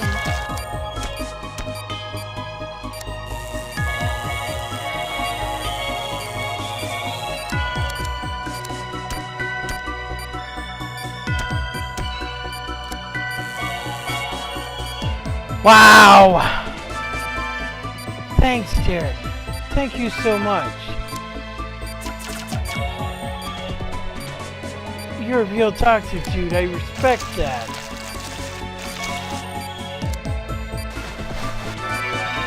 Amy should have a smooth and painless recovery. Derek, I owe you, man. How can I ever repay you for this?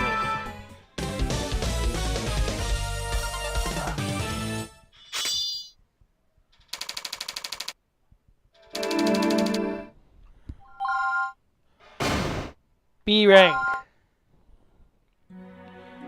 Derek, it's your decision, man. If you want to turn me in, do it. I'll resign, if that's what it takes. I don't care. I'm just glad Amy's okay. Thanks, Derek. I want you to do me a favor. Huh? Created that thesis she wrote and offer it to Caduceus. You feeling okay, dude? Tyler, we've always been good at writing. Always been good at writing detailed papers. Despite how you use the research, your thesis was no exception. Eliminating pain and suffering, facing death, doctors and patients can both benefit from your research. Find a way to use that information to save people's lives. That's all I ask. No problem. You got it, bro.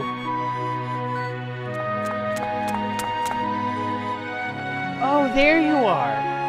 Amy's going to be awake soon. Let's go check on her then. What do you think, big brother? Hey, don't call me that.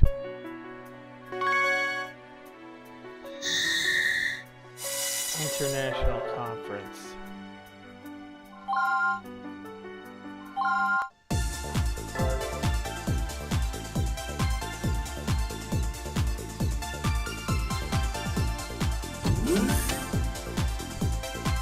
Excuse me, sir? You called for me? This operation is amazing. Your focus and concentration, simply unbelievable. Is that the video of our guild procedure the other day? I had my secretary transfer it to an HDV media card. Watching this in slow motion actually reveals quite a bit. Anyway, have a seat. There's an event I'd like you to attend. Okay. Hey, real fast. I need your signature for this. Victor, we're in the middle of a meeting. Yeah, well, this only takes a second. Victor Nigel, age 26, head of the Caduceus Research Division. He's responsible for a lot of the organization's proprietary medical technology. This is that proposal we went over yesterday. There are no changes. Huh? It's a new guy. This is Derek Stiles from Hope Hospital. He's hardly new. You need to get out of that laboratory more often. Oh, he's that healing touch guy. I'm Victor. I'm from R&D. How's it going? It's going well. Nice to meet you. How's this, Victor? Looks good to me. Okay, later. Sorry, Victor doesn't concern himself with trivial concepts like manners. Apologize for the interruption. Let's discuss your trip. Our international conference will be held in Angeles Bay this month. Topics will focus on the recent issue of medical terrorism. Dr. Stiles, I'd like you to attend as a representative of Caduceus USA. I'd also like you to speak about the strains of guilt we treated and the steps involved.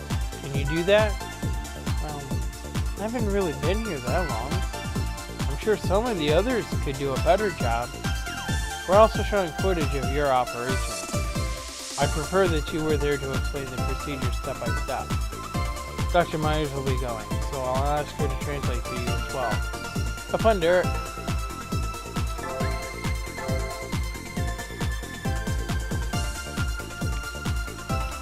Angeles Bay Conference Center.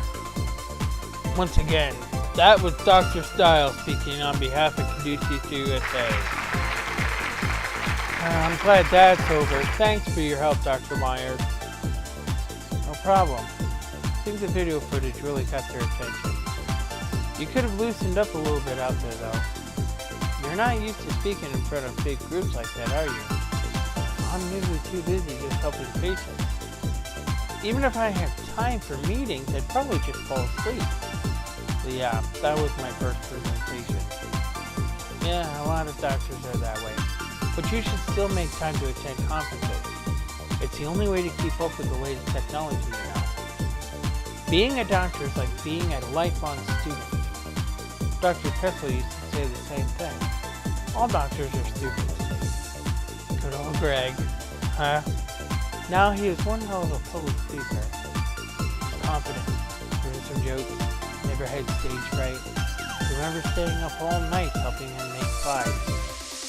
Never mind. That's all in the past now, isn't it? Looks like you guys were close. It wasn't like that. He was a great guy, so I always did what I could to help out. Really?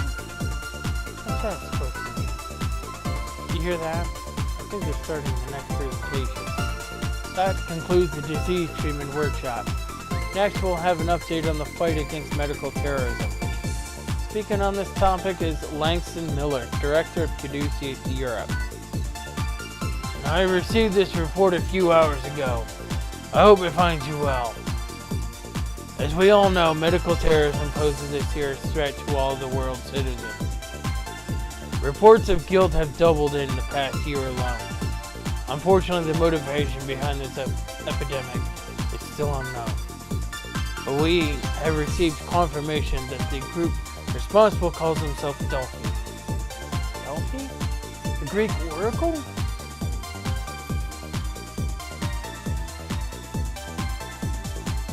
Kaboo. The messages we received from them have been cryptic at best. Their philosophy and commands are still a mystery.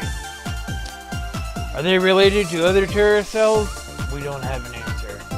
For all we know, they could be nothing more than a fanatical cult. But whoever they are, we know that they're hostile and organized. We believe there may be additional clues hidden in the strange letters that arrived shortly before each guild operation. We received one of those at Hope Hospital. Medicine has advanced quickly since the advent of genetic engineering. But as Guild has shown us, disease can evolve just as quickly. The ramifications of medical terrorism are grave indeed.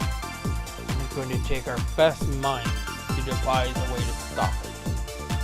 That we may finally have somewhere for them to start looking.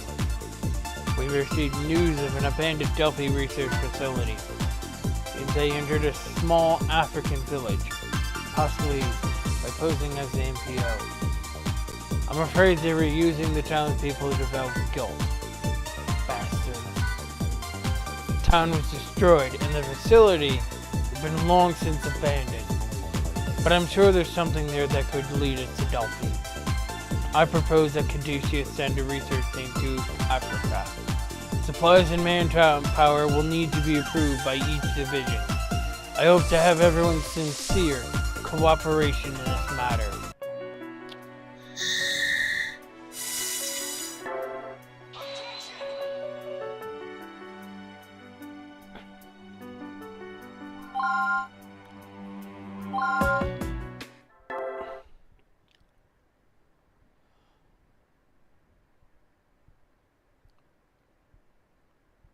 Man, talk about long speeches. Well, a lot happened over the last year, so I was expecting that.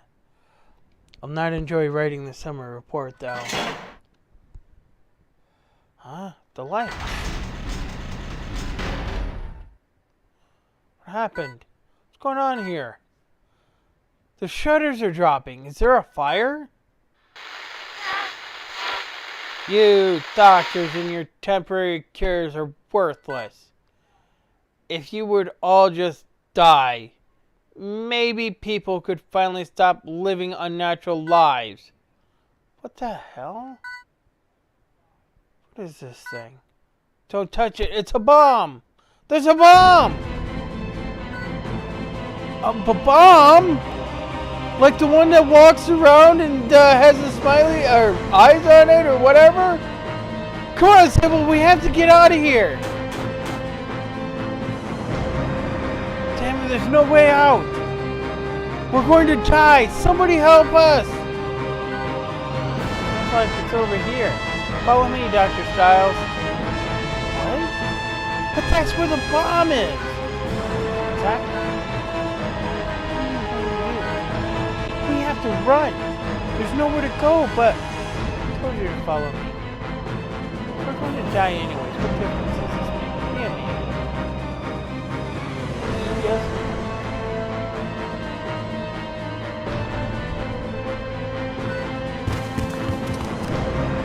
This bomb don't make sense.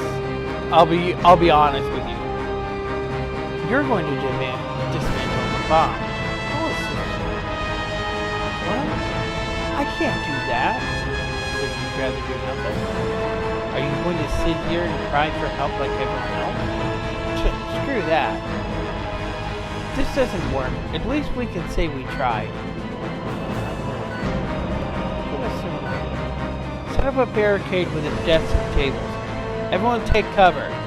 Okay, Dr. Styles. There's no turning back now. Acme Bob. It's a bomb! Blindly cutting at it would be extremely bad. Cross your fingers and listen to Dr. Myers. think everyone's clear. Okay, you'll need to follow my instructions carefully, got it? Aren't you scared? Of course. But why should a doctor be afraid? I'm sure you've been in worse situations than this. We hold patients' lives in the palm of our hands. One mistake and you have to watch them die. What could be more frightening than that? I guess. You're really brave, Dr. Myers. Ha! Don't call me the Iron Vixen for nothing. That's what Tyler said. Comes up with some weird nickname. Actually, let's start it back during my days on the police force. I was in the crime line, you know? Even though I was just a novice investigator, I was still stronger than all the guys. So you were really a police officer? That's right. And I dated a guy on the bomb squad. So trust me on this one. Let's begin dismantling Okay the bomb. then, let's begin dismantling the bomb. Those? Right. Ready to go? Now, we can't afford to waste any time. Let's do this. I can tell you it's been constructed without opening the lid. Looks like there are 4 screws holding the lid in place. Your scalpel should do the trick. Right or left?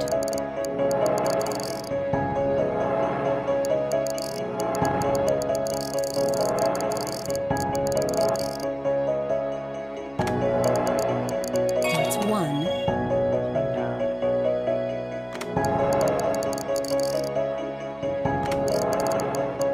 Derek? So we have a panel with blinking lights and screws that won't turn. Okay. These screws are all different. They unscrew in different directions. If we try turning it in the wrong direction, one of these lights turns on. I'm guessing that once all the lights are activated, boom, we're history.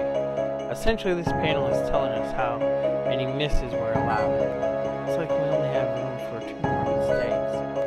I assume they built this in to frighten us, so we'd be unable to defuse the bomb.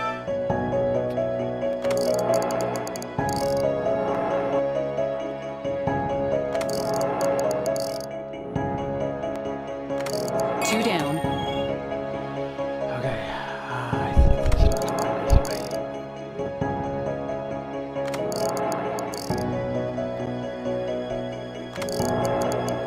Hold on. I guess not. I think I see something in the lower right corner, Derek.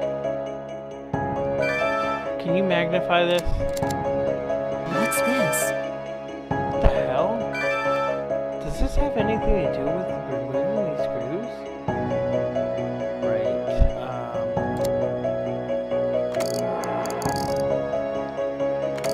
We only have 1 more. Now for the next one. Derek? this is what I think it is.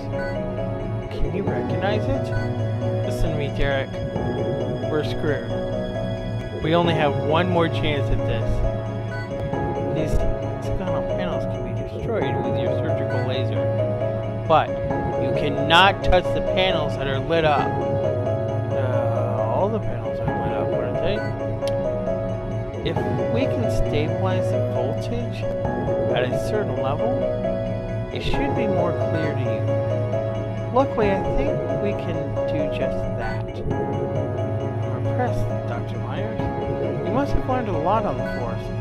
Let's just say criminal investigators have strange lunchroom conversations. If I remember correctly, it should be here. A voltage regulation device. By changing those plugs, you can adjust the voltage. I suggest using your forceps. Pull it toward yourself. Press it in. Good work.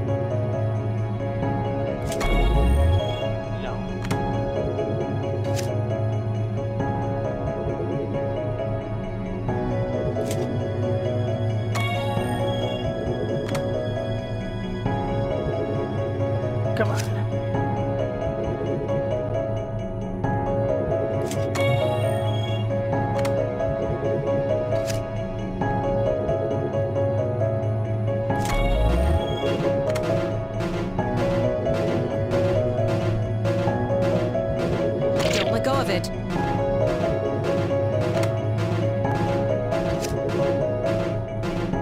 Don't do that.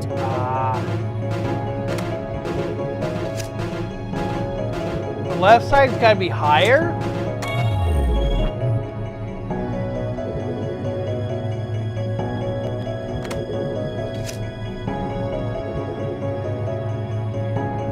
I know this.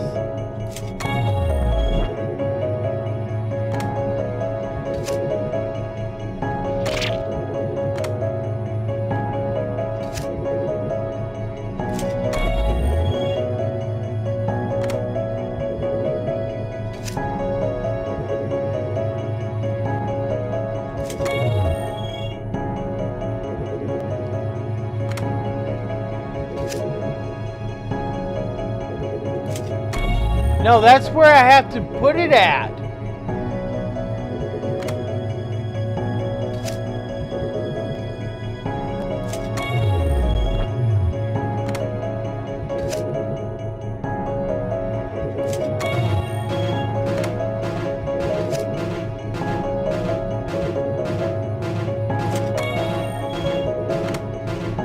Well, it's not.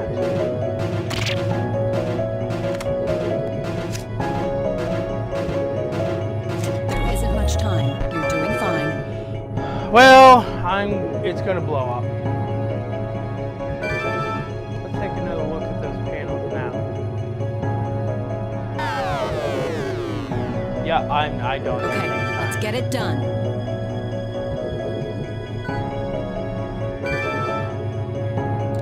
Good work.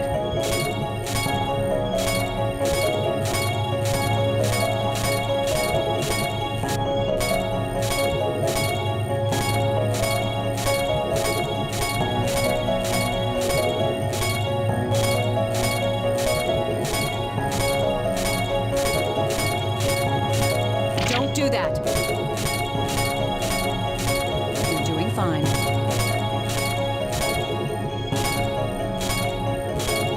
Dr. Myers, I don't know how you can say I'm doing just fine. I'm running out of time.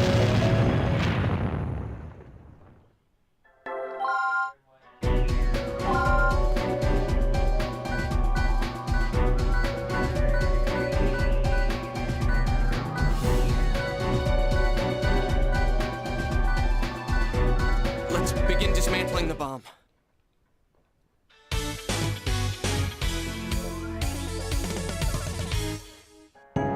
Ready to go? Right or left? That's one.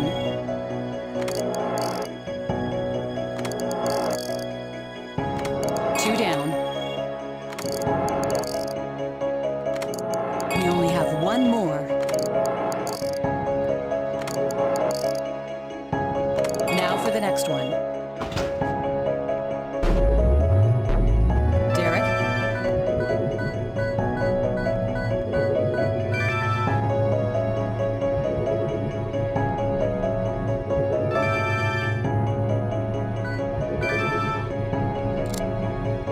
Pull it toward yourself. Press it in.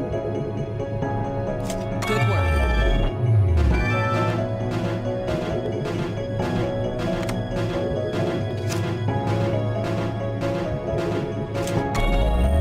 You're doing fine. All right. Take a look at those panels. Okay, let's get it done. Perfect, but we should be able to destroy those panels now. You ready? Good work.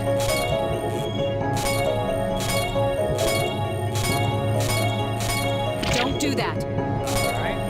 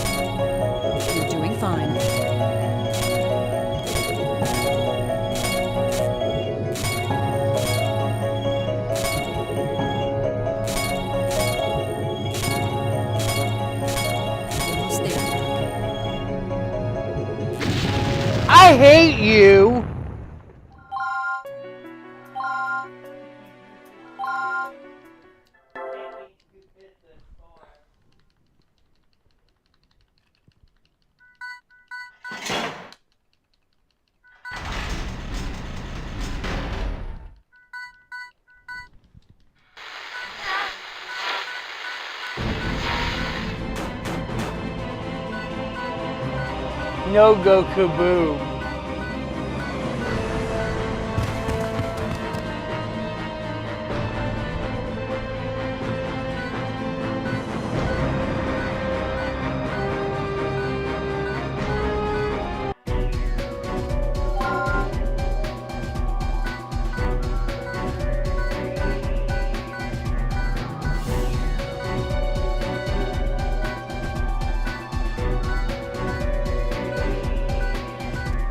Begin dismantling the bomb.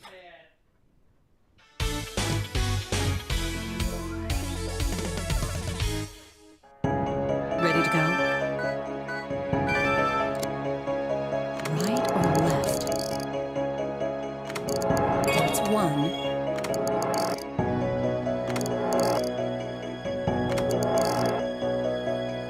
Two down.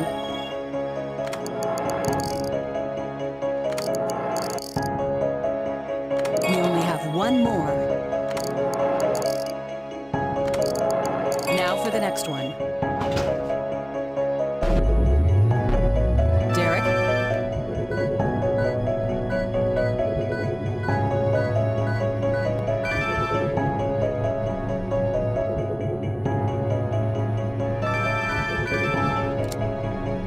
Pull it toward yourself. Press it in. Good work.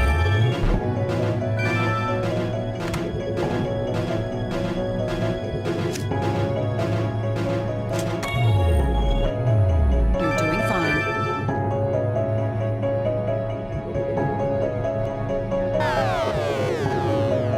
I got 4 minutes Okay, to do all let's this get now. it done. Good work.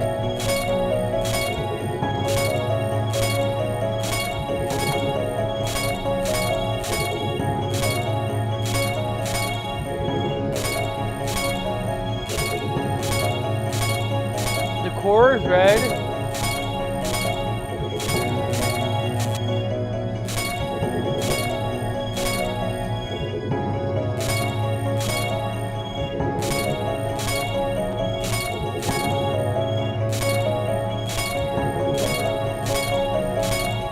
Doing fine.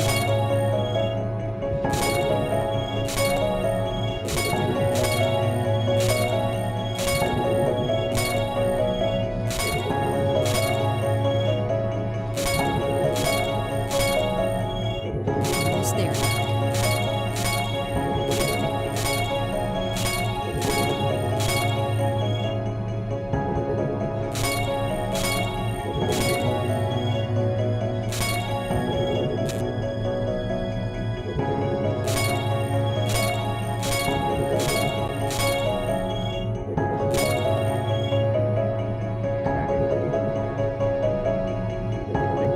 Back this way.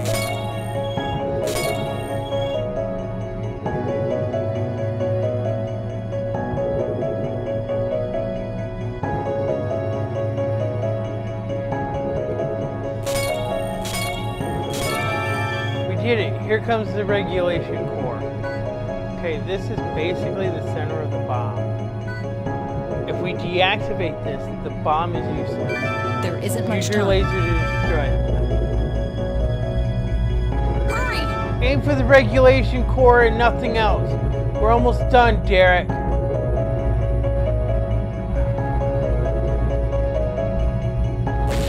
No!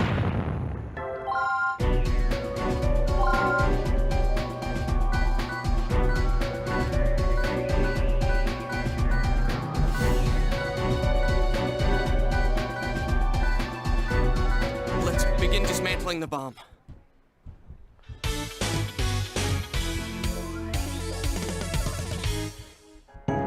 Ready to go?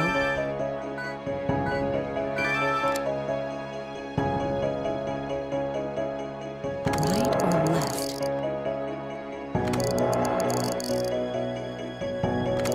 one. 2 down.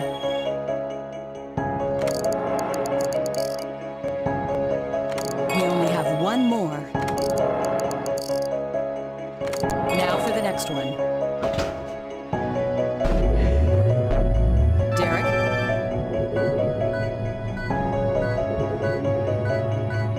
Wow.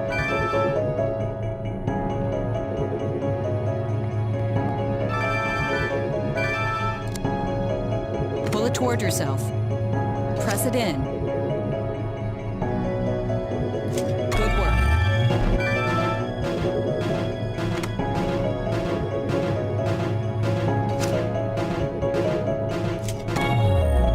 Okay. You're doing fine.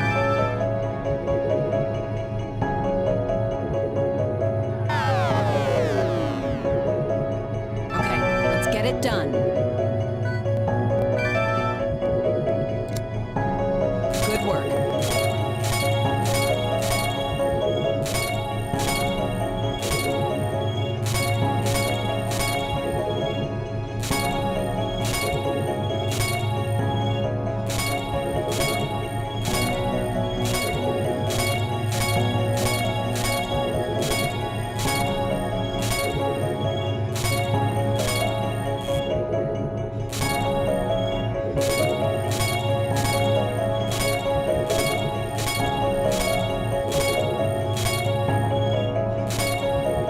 You're doing fine.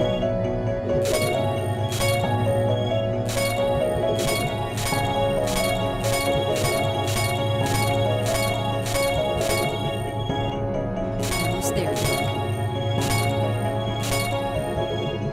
Don't do that. No!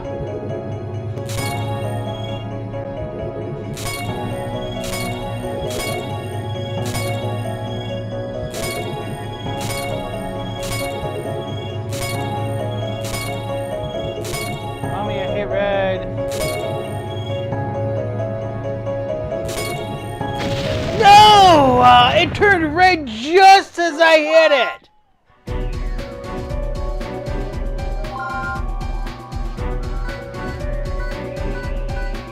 That was not fair. Let's begin dismantling the bomb.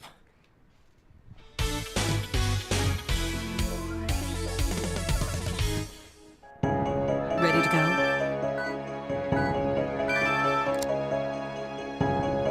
Right or left? That's 1. 2 down. We only have one more. Now for the next one. Derek?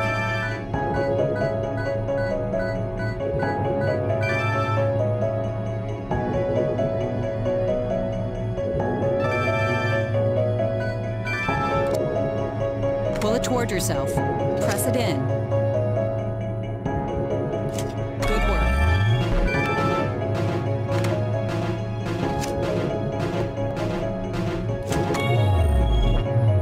You're doing fine. Alright. Let's not mess this one up. Okay, let's get it done. Good work.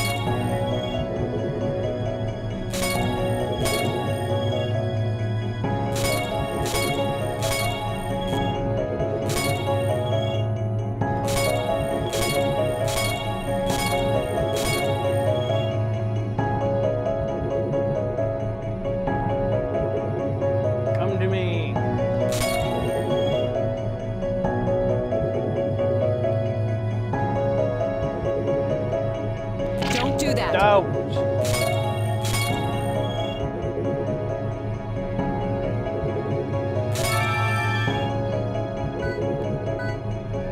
There isn't much time. Hurry!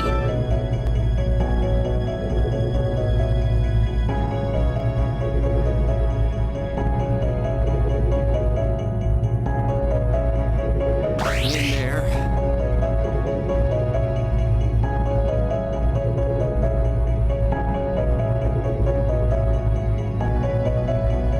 Come on, open up, open up.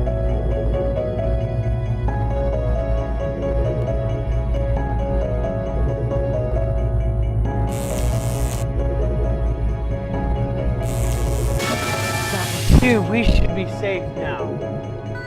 Glad that's over. Talk about your bad patience, huh?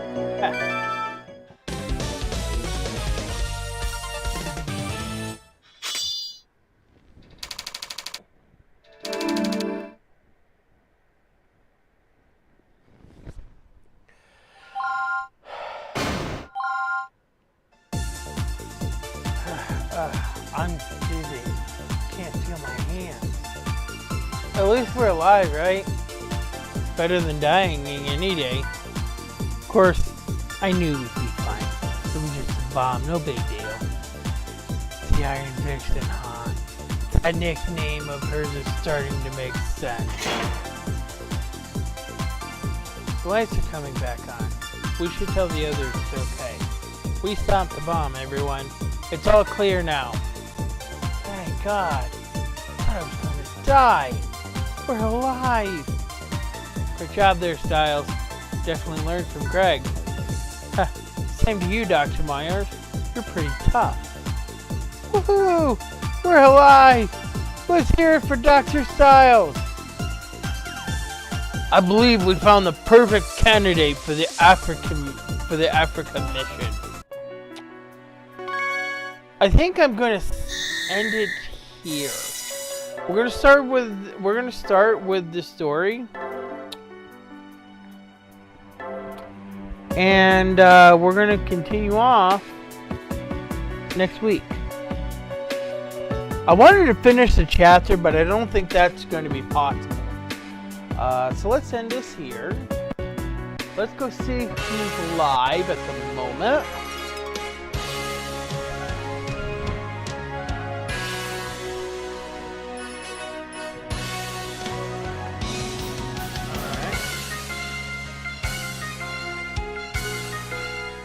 I think I'm gonna raid Raina.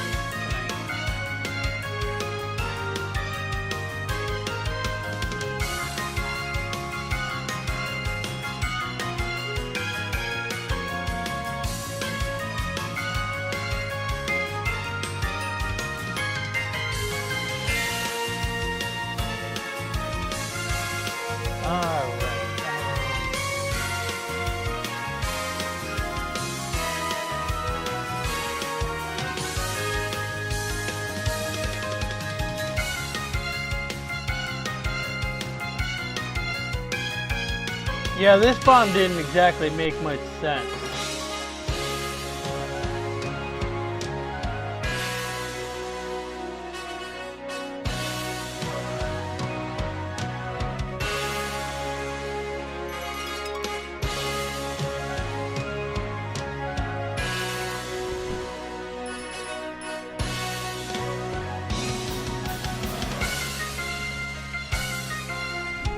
Well, if I knew how to spell...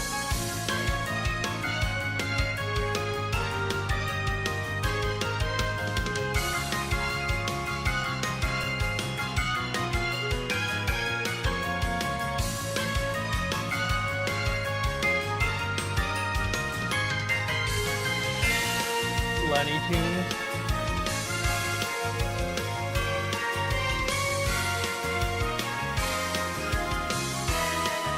Alright, Nightbot.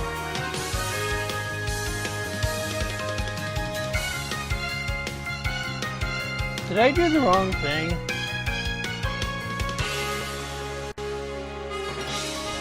There we go. That's how I'm supposed to do it.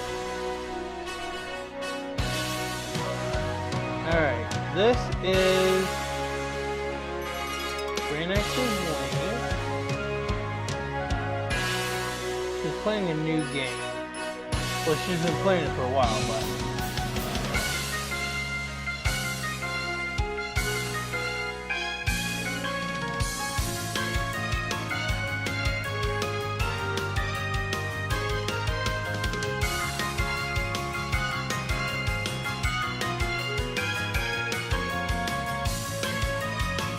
playing The Legend of Heroes Trails from Zero.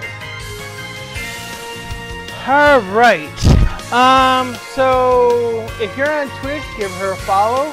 If you're on YouTube, give her a like and a subscribe. And we are out.